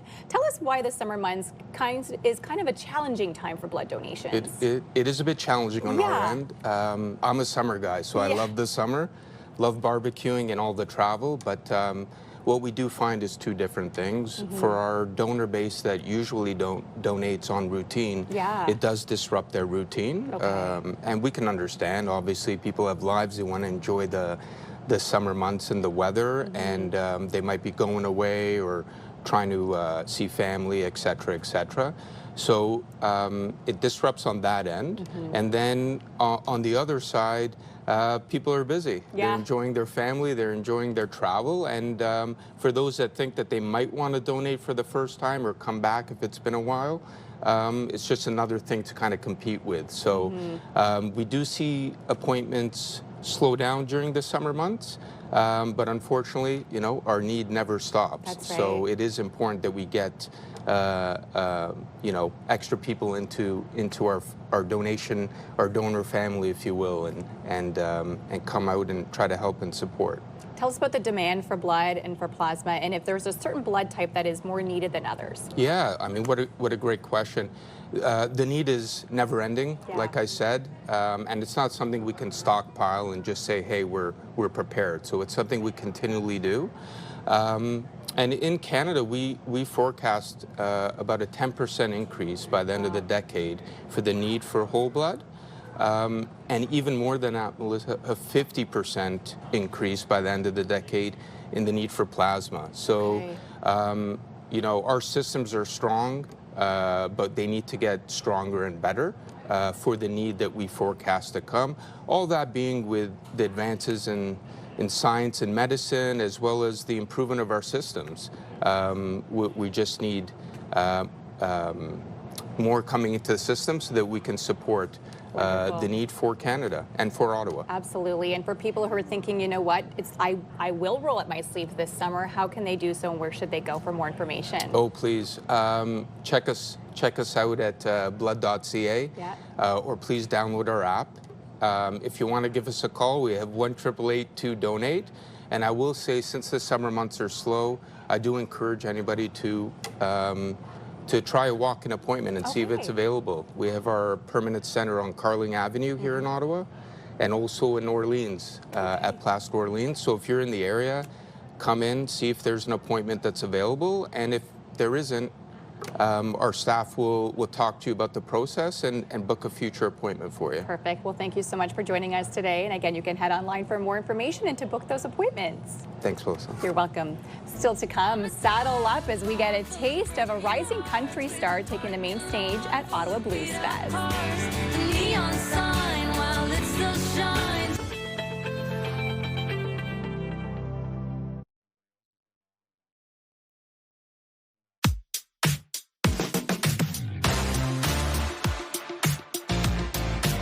Welcome back, everyone. It is milestone time for this Wednesday, July 8th. Let's kick it off with a happy birthday to Nicola from Aunt Lucy, Uncle Daniel, your grandparents, Mom, Dad, Michael, and Leah, and all of your family and friends. Next up, happy 13th birthday to Nolan. Lots of love from Mom, Dad, your grandparents, and all of your aunts, uncles, and cousins. Happy 13th birthday to Valerie. Love from Nana, Sophie, Mommy, Daddy, Fergus, and Ty. We would like to wish Clara a very happy 6th birthday today. Lots of love from Mommy, Daddy, your big brother Cameron, your kitty Nala. Happy birthday. All right, next up we got Mackenzie celebrating a birthday today. Love from Mom, Dad, Nick, dogs, Winston, and Benson. Very important to include the pups, the birds, Frankie and Tweety, and the entire family.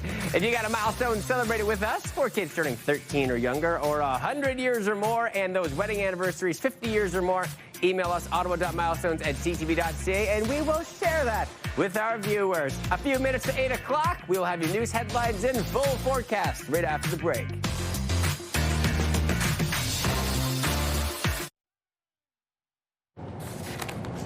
It's Wednesday, July 8th. So I don't know where I stand. I don't know what the next move is from here.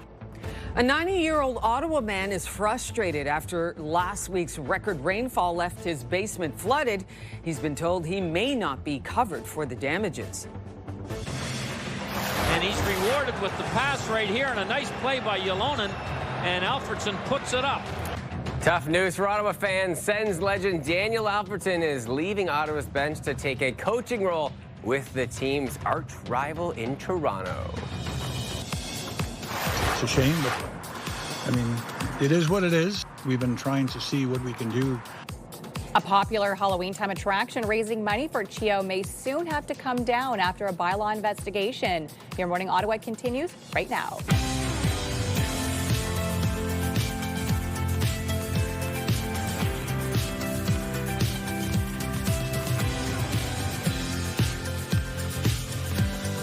Good morning to you. Just after 8 o'clock, come on in. I'm Rosie Edda. I'm Will Yellow. And I'm Melissa Lamb. And coming up in a few minutes, we are going to be learning about some kids' cooking classes.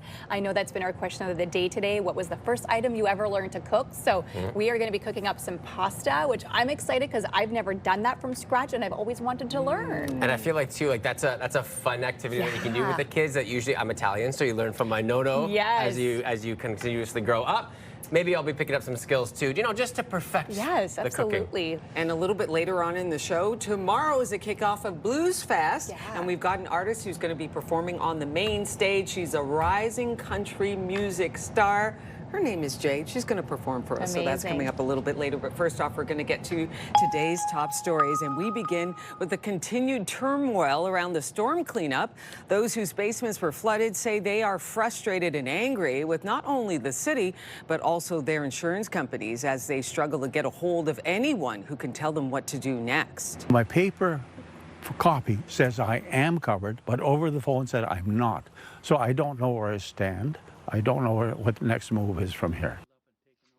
That's Bill Sanziuk, a Crystal Beach resident who says the record-breaking rainfall on Canada Day destroyed his basement and everything in it. And after paying for insurance for 67 years, the 90-year-old says he's being told none of it is covered. The Insurance Bureau of Canada says coverage depends on the policy and how the water entered the home. Bill says he's now waiting on an appraiser to survey the damage. Mayor Mark Sutcliffe says he will bring forward a motion at the next council meeting to boost funding to the Compassionate Grant Program, which offers $1,000 to residents affected by flooding who qualify. The province says it will also allow homeowners to apply for disaster recovery compensation, with more details on that expected soon. A Halloween house that's raised tens of thousands of dollars for CHEO is at risk of shutting down because of a bylaw complaint. I know eventually we'll have to stop because we're getting on with age and it's taking a lot. But I would like it on my own terms, not because somebody decided. Every October for 26 years, the Albert family has transformed their property on Pintail Terrace into a Halloween wonderland with lineups around the block. But after a complaint in May, a bylaw investigation found several accessory structures associated with the display do not comply with the zoning bylaw and would have to be removed. The area's councillor, Matt Luloff, says he is committed to finding a solution. Weeks after losing their captain, Sens fans are suffering another massive off-season blow, one that no one saw coming. Sens assistant coach Daniel Alfredson is leaving the organization, and the gut punch for fans, he's heading to the team's arch rival, the Toronto Maple Leafs. Up with the puck, no doubt about it. He's through the hit, then he goes to the net, and he's rewarded with the pass right here, and a nice play by Ylonen, and Alfredson puts it up. Alfredson, whose number 11 was retired by the Sens a decade ago, captained the Sens through many bitter playoff battles with Toronto. The Hall of Famer holds numerous records with the team and was a huge fan favorite who was involved in numerous community initiatives. After the news broke to disbelief from fans, the team confirmed it was true with this post from the owner who brought Alfie on board shortly after taking over in Ottawa. Now, Sens owner Michael Anlauer saying saying while he wished Alfredson was not joining an arch rival. He goes on to say Alfie is forever an Ottawa senator and the door will always be open for his return. He's done so much for our organization and community, and he has my full respect. Alfredson will become associate coach for the Leafs and join his good friend and former rival Matt Sundin in Toronto. After a day of renewed attacks, U.S. President Donald Trump now says the ceasefire with Iran is over. I think it's over. I don't want to deal with them anymore. They're scum. You know what scum is? They're scum. They're sick people. They're led by sick people. And they're vicious, violent people. And if they had a nuclear weapon, they'd use it. As far as I'm concerned, it's over. I think what you did. Trump went on to say that negotiators could continue to talk, but he thinks it would be a waste of time. There's been a flurry of activity in the recent region in recent days using Central Command, and U.S. Central Command said it fired at more than 80 Iranian targets, and in response, Iran said it targeted U.S. military sites in Bahrain and Kuwait. The U.S. strikes followed attacks earlier in the week on 3 oil tankers in the Strait of Hormuz, which Iran has not claimed responsibility for. NATO chief Mark Rutte says the U.S. strikes were absolutely necessary, accusing Iran of violating the ceasefire. But Iran's military speaker says it's the U.S. who breached the agreement. And staffing cuts are coming to the Queensway Carleton Hospital as it looks to trim 1% of its workforce. 87 registered nursing positions will be slashed. The hospital says the cuts are part of a plan to ease financial pressures caused by rising costs for drugs, food, supplies, and operational needs. Big match on center court at Wimbledon and a long one.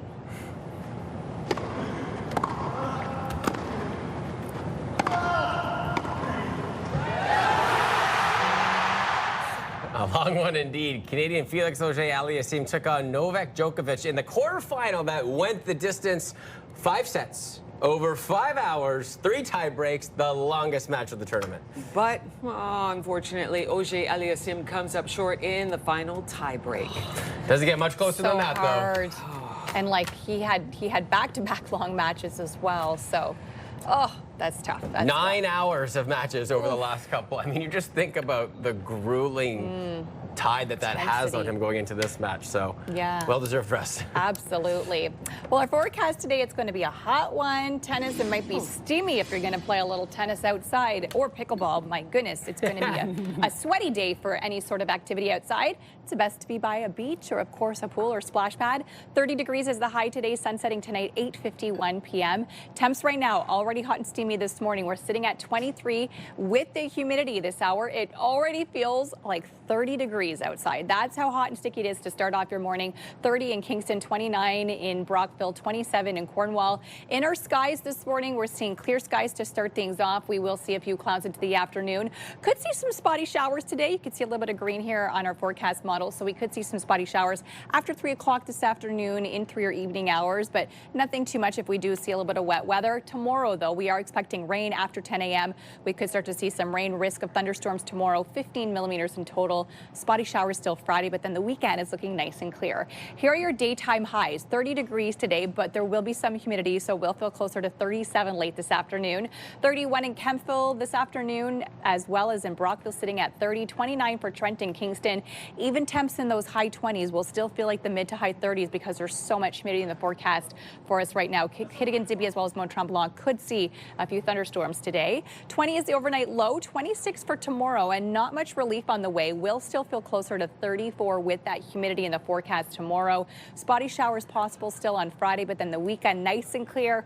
Hot and sticky still, 27 daytime highs, lots of sunshine. Will still feel like the mid 30s with that humidity. And next week staying hot and also staying nice and sunny. We do have a lot of collisions out there this morning. There's a collision eastbound on the 417. This is at Maitland this morning. We also have a collision westbound at Riverside on Neil Way. Heavy volume eastbound on the 417 between the 416 split and Bronson. Heading west on the Queensway, we are seeing buildup at Innis and Nicholas. Westbound on the 174, slowdowns approaching Montreal Road. Eastbound on the Kitchie-Zibi-Beacon Parkway, we're seeing slowdowns approaching Booth Street. Riverside and Bank area also seeing heavy congestion due to ongoing construction traffic. So slow east to west just this morning. We've been seeing heavier volume all week as people do return to work. So keep in mind that we will probably continue to see heavier volume throughout the week ahead as well. Will. All right, coming up, we're going to be talking about wrestling here in the capital and how it's for a good cause, breaking a world record. I can hold strong. All these details coming up. I'm not going to tap. I'm not going to tap. Okay, I tap. I tap. I tap. We'll be right back.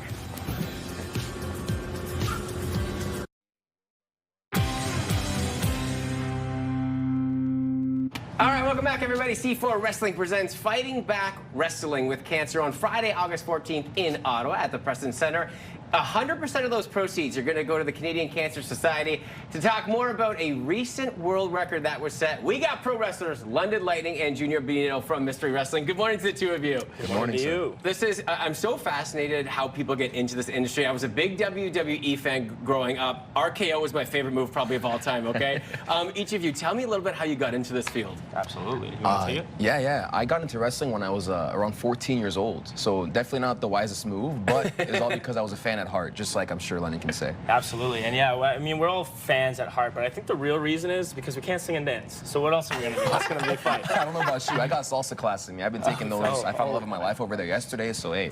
Here we go. Yeah. I feel like you can probably work that into maybe some of the wrestling routine as well for the added drama, right? I have. Trust me. Okay, so this is really cool. So you guys set a world record recently. Let's pop this bad boy up. And I am so curious how we do this, because when you look at something like this, how do you guys inevitably set up something? Because this is over 20 hours of wrestling. Tell me a little bit about how you guys went about doing that and what goes into that entail, because 21 hours, 58 minutes, and 49 seconds. Yeah. Yes, it definitely wasn't easy, but with the help of Mystery Wrestling, we had a collaboration with a Canadian Cancer Society, and we raised money mainly for a charity. Yeah. So yes, in total we raised around $35,000, and we've been doing it since 2011.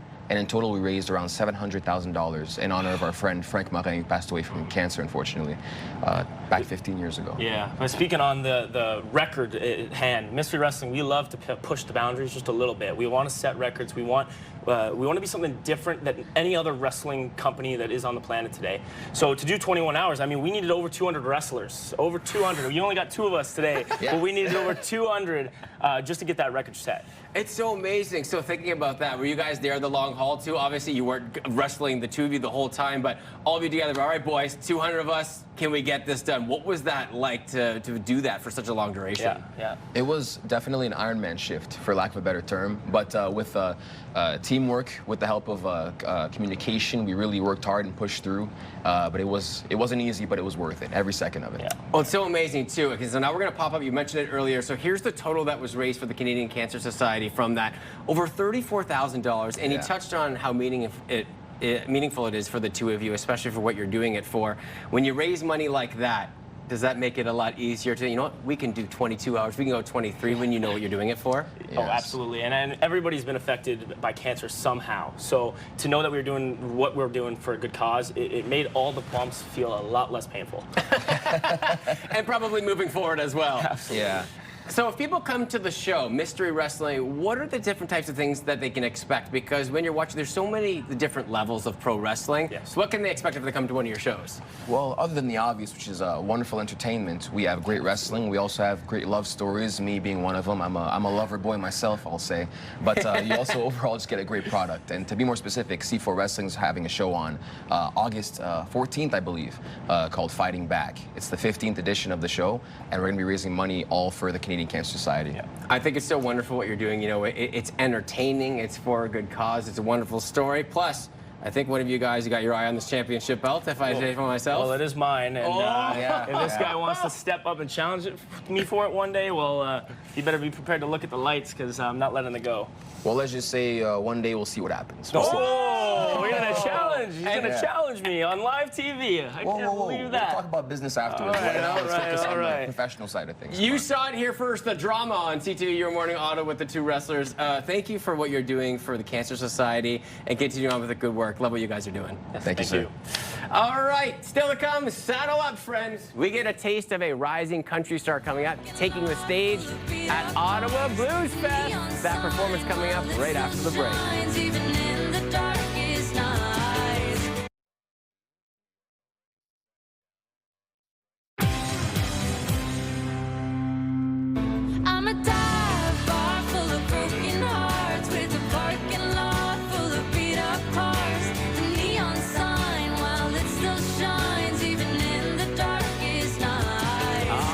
to that beautiful voice. Our next guest is becoming one of Canadian country music's most exciting rising stars. And tomorrow, she'll take the main stage at Ottawa's Blues Fest, fresh off the release of her new single, Red Wine Wasted. Please welcome Jade Hilton. Good morning to you. Good morning. How's it going? It's so good. I have to talk to you about this because Ottawa's Blues Fest tomorrow on such an important day. What are the feelings like going into it? Now we're one day away. I'm so excited. I've just been like, this show has been on my calendar for the whole year, and I've just been looking forward to it. So here we are. We're in Ottawa now, so let's get pumped up. It's so amazing. There's so many people that are so excited to see you. When you think about your music career as a whole, what kind of got you into this? Because look at you now on the biggest stage at Ottawa performing. There must have been a really interesting journey to get to this point. Yeah, it's pretty crazy. I mean, it all started with me just going down to Nashville and then just exploring smaller towns, like going out to other cities. Like I'm from Toronto, so I remember coming down to Ottawa 2 years ago. I played the Rainbow Bistro, and I was just singing my country songs, and everyone in the crowd was like, you got to play Blues Fest one day. And I was like, I hope that happens. And it's like, it's happening, so this is pretty crazy. Have you had some pinch me moments where you think about that, especially as you lead up to tomorrow, going like, I can't believe that years ago I said this and now it's actually happening? Yeah, it's absolutely crazy. So never give up on your dreams, because you might be here at Blues Fest. I love that. What a great final message. So what are you going to be performing for us today? I'm playing my new single, Red Wine Wasted. Okay, I wanted to write a fun drinking song for the festivals, but there's a twist to this one. The red wine is a metaphor for the men in my life. So, used to drink cheap wine, now we only drink expensive vintage wine. Oh, she's hitting it hard with that. And we'll let you take it away. Here we go. Used to cry my eyes out, waiting for you every night. Oh yeah, kept me playing guessing games. You were messing with my mind. Oh yeah, had me sipping on cheap Merlot, feeling sorry for myself. But tonight I'll call my girls up. You know we're gonna raise a lot of hell. Oh yeah, there's no more red wine wasted. Hell, I'm drinking something new. Yeah, these lips that I'm tasting, sure it's me smooth. I knew this day would come, didn't think it'd be so soon. No more red wine wasted, red wine wasted on you. Left it all back in Chicago, where all the broken dreams haunted me. Oh yeah, packed up my wounded heart, oh, for something new in Tennessee. Oh yeah, followed that whiskey trail down to a southern draw, and boy, he shoots me straight. No, he don't miss it all. There's no more red wine wasted, and I'm drinking something new. Yeah, these lips that I'm tasting, sure it's me smooth. I knew this day would come, didn't think it'd be so soon. No more red wine wasted, red wine wasted on you. Ooh. I tell ya, ooh, I'm on to something new. Red, white, or 100 proof, whatever gets me through. There's no more red wine wasted. Hell, I'm drinking something new. Yeah, these lips that I'm tasting, sure it's me smooth. I knew this day would come, didn't think it'd be so soon. No more red wine wasted, red wine wasted. There's no more red wine wasted. Hell, I'm drinking something new. Yeah, these lips that I'm tasting, sure it's me smooth. I knew this day would come, didn't think it'd be so soon. No more red wine wasted, red wine wasted on you. Woo woo! Okay, so there's no surprise why you've been nominated for Breakout Artist of the Year. Man, we were all just sitting here, just listening to you. I don't think anyone said a word in awe. Congratulations on the success at this point. And tomorrow, best of luck, and thank you so much for joining us today. Thank you so much, Will. Oh, man, what an artist. One to watch, Melissa, I think so. Absolutely. I was dancing away here in studios. Absolutely incredible. Well, coming up here on Your Morning Ottawa, Tiny Chef's Big Flavors. We're learning more about a kid's cooking class. We're learning from scratch is the secret ingredient. Stick around to learn more. Here's a live look for a sky cam this morning. A bit of a hazy day. Already feels like 30 degrees outside this morning. So yes, hot and sticky into the afternoon. We'll feel closer to 37. Good morning, Ottawa. It is 8:26.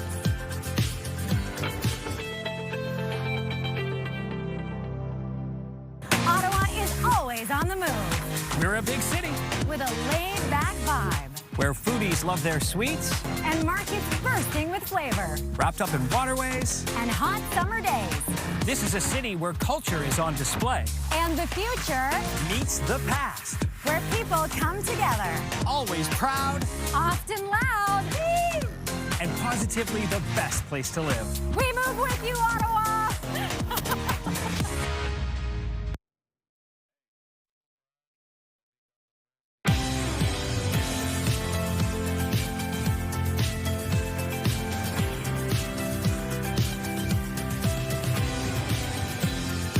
Good morning to you. Come on in. We're glad you can start your day with us. I'm Rosie Edda. I'm Will Aiello. And I'm Melissa Lamb. Coming up shortly, we've been talking about food a lot. Yes. As we normally do. But this time, we're talking about kids in our kitchen segment. That's right. We're learning about a kids cooking class where kids as young as 4 years of age can learn actually how to cook and some great healthy recipes. So we're going to learn more about the benefits of this and of course how parents can take part this summer. Oh, we love that. Ooh, key word there, healthy. Yeah, exactly. Yes. Oh, that's so good. Looking forward to that, Melissa.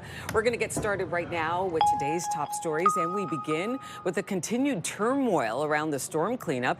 Those whose basements were flooded say they are frustrated and angry with not only the city, but also their insurance companies as they struggle to get a hold of anyone who can tell them what to do next. My paper copy says I am covered, but over the phone said I'm not.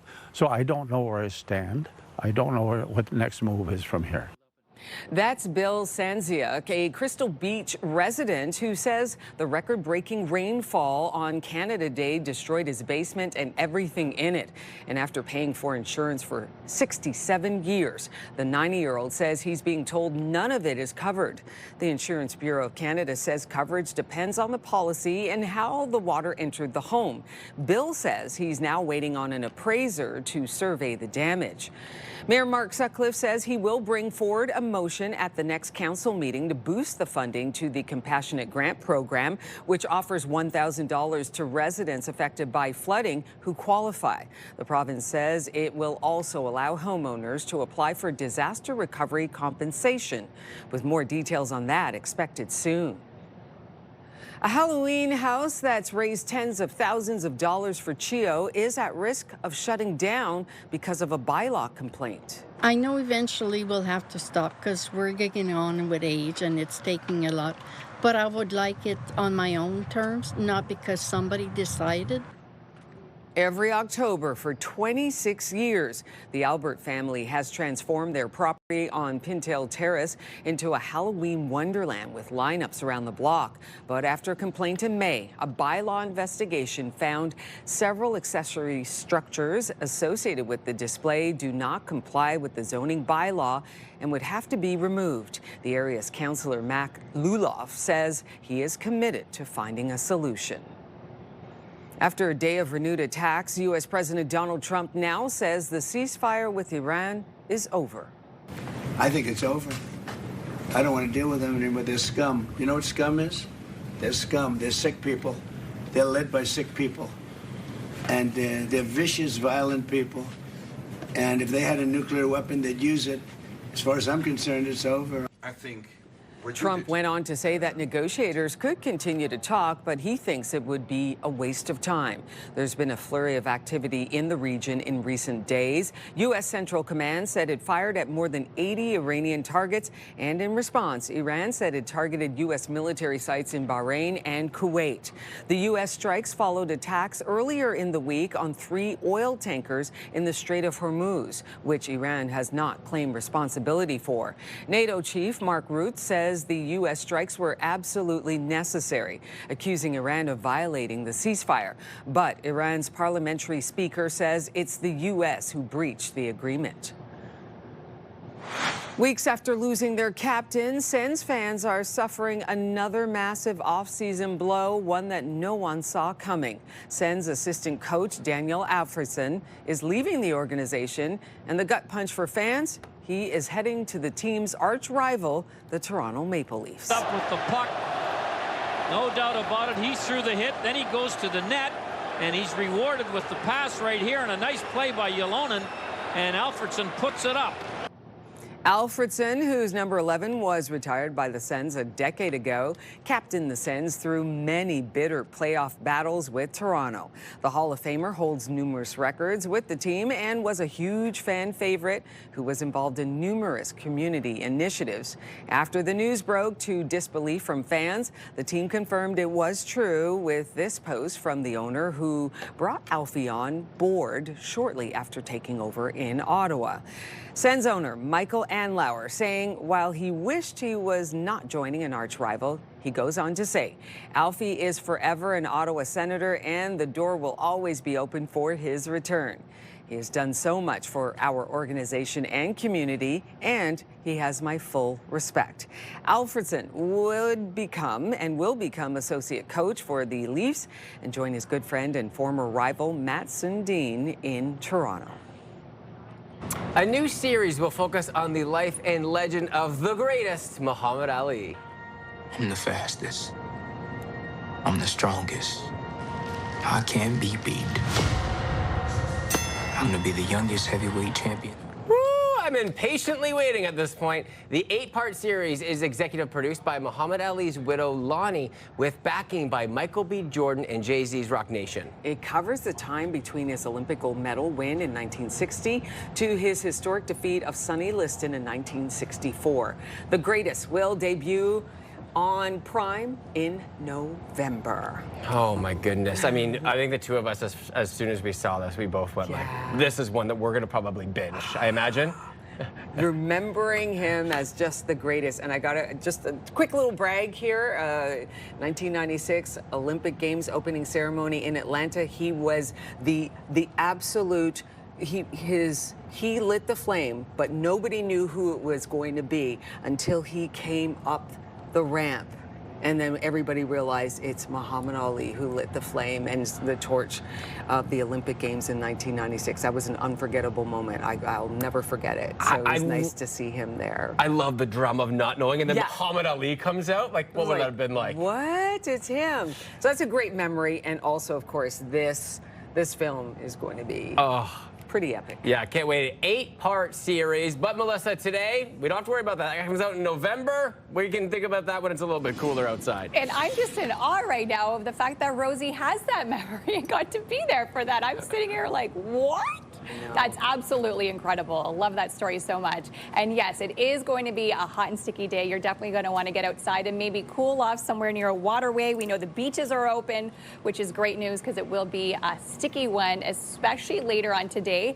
Temperatures this morning, we're already sitting at 23 degrees here in the city, 22 for Brockville, Kingston, Trenton area. Now with the humidity, this is how it already feels outside this hour. So at 8:30 a.m., already feels closer to 30 degrees. Just goes to show you how hot it will be into the afternoon today. We are seeing a few clouds out there, so mix of sun and cloud this morning. That will continue into the afternoon. Then late today, there is a chance of some spotty showers later on this afternoon and through your evening hours. But the real rain starting tomorrow, sometime after 10 o'clock. We will see some rain in the forecast for Thursday, risk of thunderstorms as well. Then we could see some spotty showers as we head towards the end of the work week. A high of 30 degrees later on today, so temperatures with the humidity will feel closer to 37 later on this afternoon. So we do have some hot and sticky temperatures on the way later on today.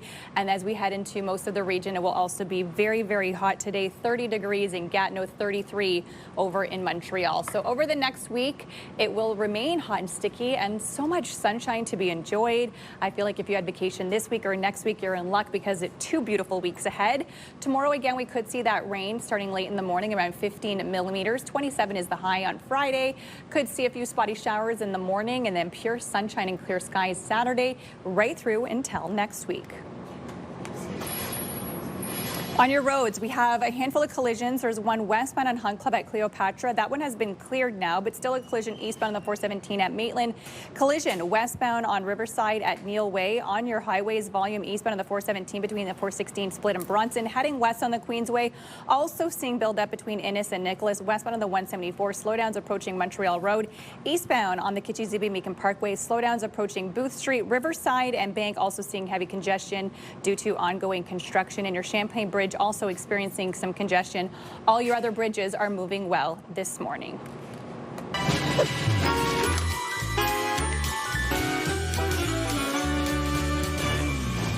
Imagine coming home from a long day at work and instead of hearing, "What's for dinner?" you hear, "Dinner is served." Well, this could be your reality if you sign your kids up for some cooking classes at Cookie Do. We have Anastasia and Marta here this morning.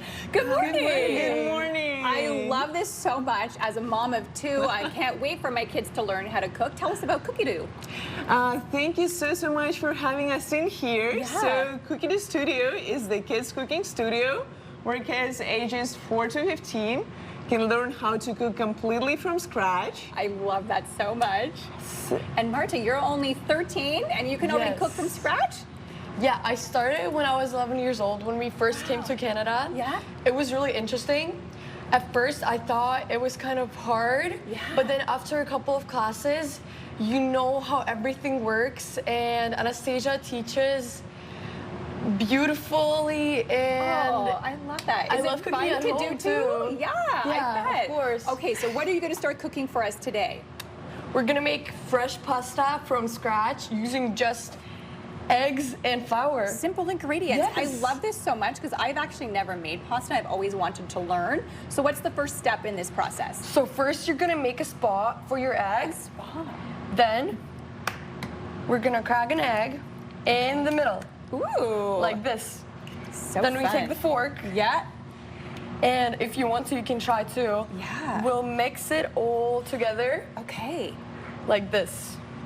Wow. So it will take some time. Do you have a favorite dish that you like to cook? I love to cook pasta, and also I absolutely love to cook cupcakes like this. Oh, those look They're fantastic. really good. I mean, what kid doesn't love to create cupcakes? And kids learn so much just beyond cooking as well, right, Anastasia? They learn confidence and other things in the kitchen. Yes. Yeah, independence. Also independence and team building at the same Team building. time. Yeah, we're seeing kids cooking together. Yes, exactly. So it helps them socialize a lot. That also about confidence, and that's a very great thing for picky eaters, parents, because when the kid cooks something from scratch by themselves, it helps them to understand the process of making all the ingredients that are in there, and incredible. It makes them try new ingredients and new dishes. Absolutely, and so many cooking classes this summer that people can take part in. Absolutely, we have our summer camp. It's been our second week of the summer Amazing. camp. We've made so much new things. Yeah. And we have the cooking classes every Sunday. We have the birthday parties. We have the family classes. Oh, amazing. We have such a variety of things, right? I love that. Okay, so what are we looking for with this dough? Is it almost ready? Yep. You just need to mix it in. Okay. All the flour in. Yeah. And it's beautiful. It's actually really, really soft. I love it. What consistency are you looking for with this dough? A soft consistency and no flour pieces. Everything smooth. So you just kind of keep on molding it until it's ready. So this is one that's been fully So prepared, yes, right? this one is our roasted dough. Okay. So we need We'll see the swap it difference. out. Okay, Yep. yeah. So this one is Okay. much smoother and the color is much deeper. We have about 1 minute. Are you going to show us how we kind of cut it, or? Yes. So the cutting machine is over there. Over here. All right. Can we move over here? Yeah, if we could move it. Oh, we move it over. Here? Yeah. Good Yes. idea. And then we're gonna cut it. This is how it looks like. So cool. So Marta, yeah, that's the favorite part of most of the kids. Marta, if you could show us I how love does doing it work. this. You Let's move go. the handle over here. Yeah. Really fast. And then the pasta comes in the bottom. It's actually really fun. It's my favorite part. Oh my goodness, this is so much fun. And of course, eating it as well. Easy, yes. It is so easy to do. It's just a couple of ingredients. Here you go. And then you pop that in water and you have your fresh homemade pasta. That is amazing. And for people who are looking to take part in these cooking classes, where should they go to sign up and learn more? Cookery.ca is our website, or cooking.ca is our Instagram. Amazing. We're also on Facebook. Yeah. So yes, we are waiting on you guys. Amazing. So fantastic. And as early as 4, kids can start to learn to cook. Absolutely. So those are ages 4 to 15. We're welcoming.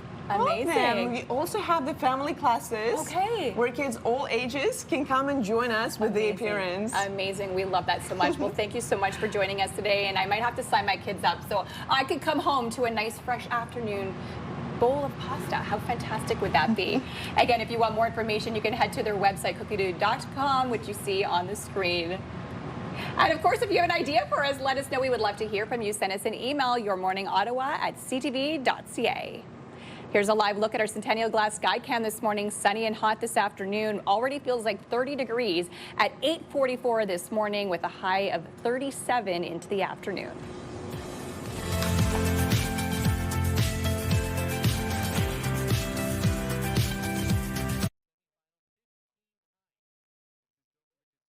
Ask the Expert on CTV Your Morning Ottawa is brought to you by Ottawa Treatment Centre. Welcome back, everybody. It is time to Ask the Expert this morning. And on Your Morning Ottawa, we are talking about intimacy and the importance when it comes to our mental health and well-being. Tina Fallis is here from the Ottawa Treatment Centre to talk about this. Good morning to you. Good morning. Thanks for having me. It's so great because I feel like this is a topic of discussion that can be really difficult and sensitive to bring up. Why do you find when you're talking about intimacy, it's so difficult between you and your partner? Yeah, I think it's because it can be very loaded, right? And the reasons why there can be difficulties around sexual intimacy could be religion, it could be cultural, it could be familial, it could be societal, it could be shame, it could be fear of, being rejected or uncertainty. So it's tricky because I think, when you're in partnership, it's like, okay, I don't want to hurt my partner's feelings, or I don't want to, make them feel any sort of way. Not that you can, but you know what I mean? It's sort of. And so there's all this uncertainty, and can be this sort of discomfort around it. But I think, it's where we have to approach from a place of curiosity and sort of reassuring our partners to say, I want to work on this. Like, let's collaborate on this. Like, let's figure this out. But it's a very vulnerable topic because it's so. It's so much about yourself, right? It is so intimate. Definitely, Yeah. And I feel like in this particular subject, maybe one could feel really insecure about it, and then you start to maybe pull away. When you start to do that, what are some things that maybe can be really helpful in times where you're just stressed about it? Yeah, and I think you point to a very important piece around what can impact it, right? And so it's times of stress, it's times of where professionally things are busier. It could be we're having hormonal changes. It could be aging parents. It could be kids. It could be all these factors. But it comes back to, when we're starting to feel that disconnect, or we're starting to feel that sort of maybe tension around that, it's about, let's talk about it, to speak to it. How are you feeling? What's going on for you? What's coming up? And sort of start that, that conversation to show that, I'm feeling this and I'm sensing it and I'm open to it. Like, I want to lean in versus avoid, right? Because I think sometimes we can do that, right? We sort of start to feel some discomfort or distance and we withdraw further, or we avoid, or we maybe start to feel, oh wait, my partner, in long-term relationships, we may start to feel like my body's changed, my hormones are changing, maybe my partner, doesn't desire me or find me attractive as much. And so we start to sort of isolate and close off. So it's really important when we're, noticing those types of feelings or emotions coming up is to lean in, and speak, have those conversations. Yeah, because if you don't have the communication at that point, the mind just goes down the rabbit hole about all of the things, right? Oh my gosh. And yeah. regardless of whether they're Yeah. truthful or not, the mind's going to Yes. go there. Yeah. that's where sometimes I feel like it's the perfect opportunity to have someone like you come in. So let's say we have this situation, you know, I'm not sure I want to bring it up to my partner. Where can we get professional help to maybe take some of that ease and pressure off? Yeah, I mean, I think it's getting evidence-based care from a licensed professional like myself who has the ability to treat and talk about those types of and have those types of conversations, because I think that's the big part of it, right, is creating a safe space in which I can speak to the parts where, you know, maybe I'm not feeling fulfilled in my sexual intimacy, maybe my needs aren't being met, maybe we've never had that conversation, maybe I've never even expressed what I like and what I don't like, right? And so having that third party in the room who can kind of help guide and the process to ask those questions, but in a way that is very empathic and safe and caring is really, really key. Yeah, having that safe space is super important. We're going to continue this conversation with Tina coming up right after the break. We're talking about intimacy today. If you have any questions on this subject or for Tina, maybe potentially something that you're going through, there's all of their information that you can visit their website or phone in. We'll be right back with Tina just after this commercial break. Ask the Expert on CTV Your Morning Ottawa is brought to you by Ottawa Treatment Center. Welcome back, everybody. We are with Tina Fallis from the Ottawa Treatment Center, continuing our discussion about intimacy today and the importance when it comes to our mental health and well-being. And right before the break, we were talking about, you know, we're in a position where I think it's time that we seek some professional help. But let's say we're in that situation and one partner is like, I really think that we should go talk to somebody, but the opposing partner says absolutely not, is on board. How do you mitigate that? Yeah, that can be tricky, right? But I think again, it's approaching it from a place of curiosity and attunement, and really having that initial discussion around, you know, what's getting in the way, or because there's a fear there. You know, when we have resistance to something, right? It's maybe there's a fear, maybe the partner maybe feels like, is this meaning the end of the relationship? Maybe they don't, you know, so maybe they're needing reassurance, or maybe they're needing a bit more understanding as to what's happening, right? And so, because I think it's easy for partners sometimes to take that feedback or take that as personalize it and take it as criticism and feel less than. And I think, you know, if we're talking about, say, moms who are, you know, doing all the things in professional career, they can feel like, oh my gosh, this is just one more thing that I'm maybe failing at, or I'm not good enough, or I'm not doing it right. And so I think it's really important to, you know, have that emotional attunement and have that emotional intimacy, which really supports sexual intimacy, right? It really supports those discussions. And then, you know, see, and then maybe just broach it in terms of, let's try it out. Like, let's try a couple different therapists to see, you know, who's a good fit for us, so that that partner feels comfortable, and really approaching it from a place of collaboration. Like, this isn't me against you, this is us together. Like, let's figure this out together, right? Because as I said, right, life changes, bodies change, hormones change, so sexual intimacy can look different over time, right? There can be an ebb and flow, right? It's, you know, maybe there's more sexual intimacy at the onset of the relationship when it's all, you know, sunshine, butterflies, and lollipops. But then, you know, as life happens, there can be an ebb and flow, and that's not an indicator of no attraction or loss of desire, or that's an indicator of change. And so I think, you know, with the couples I work with, it's, you know, let's do a recalibration. Let's understand where we want to go and what feels good and what feels so that both partners are feeling heard and their needs are met. I want to end this conversation talking about the mental health side, because, you know, we talk a lot about a quote that I love. It's, "You're not alone." And I feel like in this particular situation, you could think, oh, like, it has to be me, but you see this all the time. So this is not something that you see falsely, like you see it a lot. Oh yeah, yes. I would say I see this with young couples who are 1 year into marriage to couples who've been together for 30 years. Like, in the full spectrum of around, you know, challenges around sexual intimacy. And it's everything from, you know, again, is the sexual intimacy fulfilling? Is it meeting needs? Or is there been a decrease? Or is there an absence of? And you know, we're here to help, and we're here to have those supportive discussions. I know the couples that I work with, or even individuals, right, who are having challenges with sexual intimacy. Totally. It's important. It really is important. You know, it's such an important conversation. Tina, thank you so much for being here today. And again, there's the information. If you have any questions about today's subject, we will be right back here tomorrow at 6 a.m. with you for your Thursday show. Have a wonderful Sunday.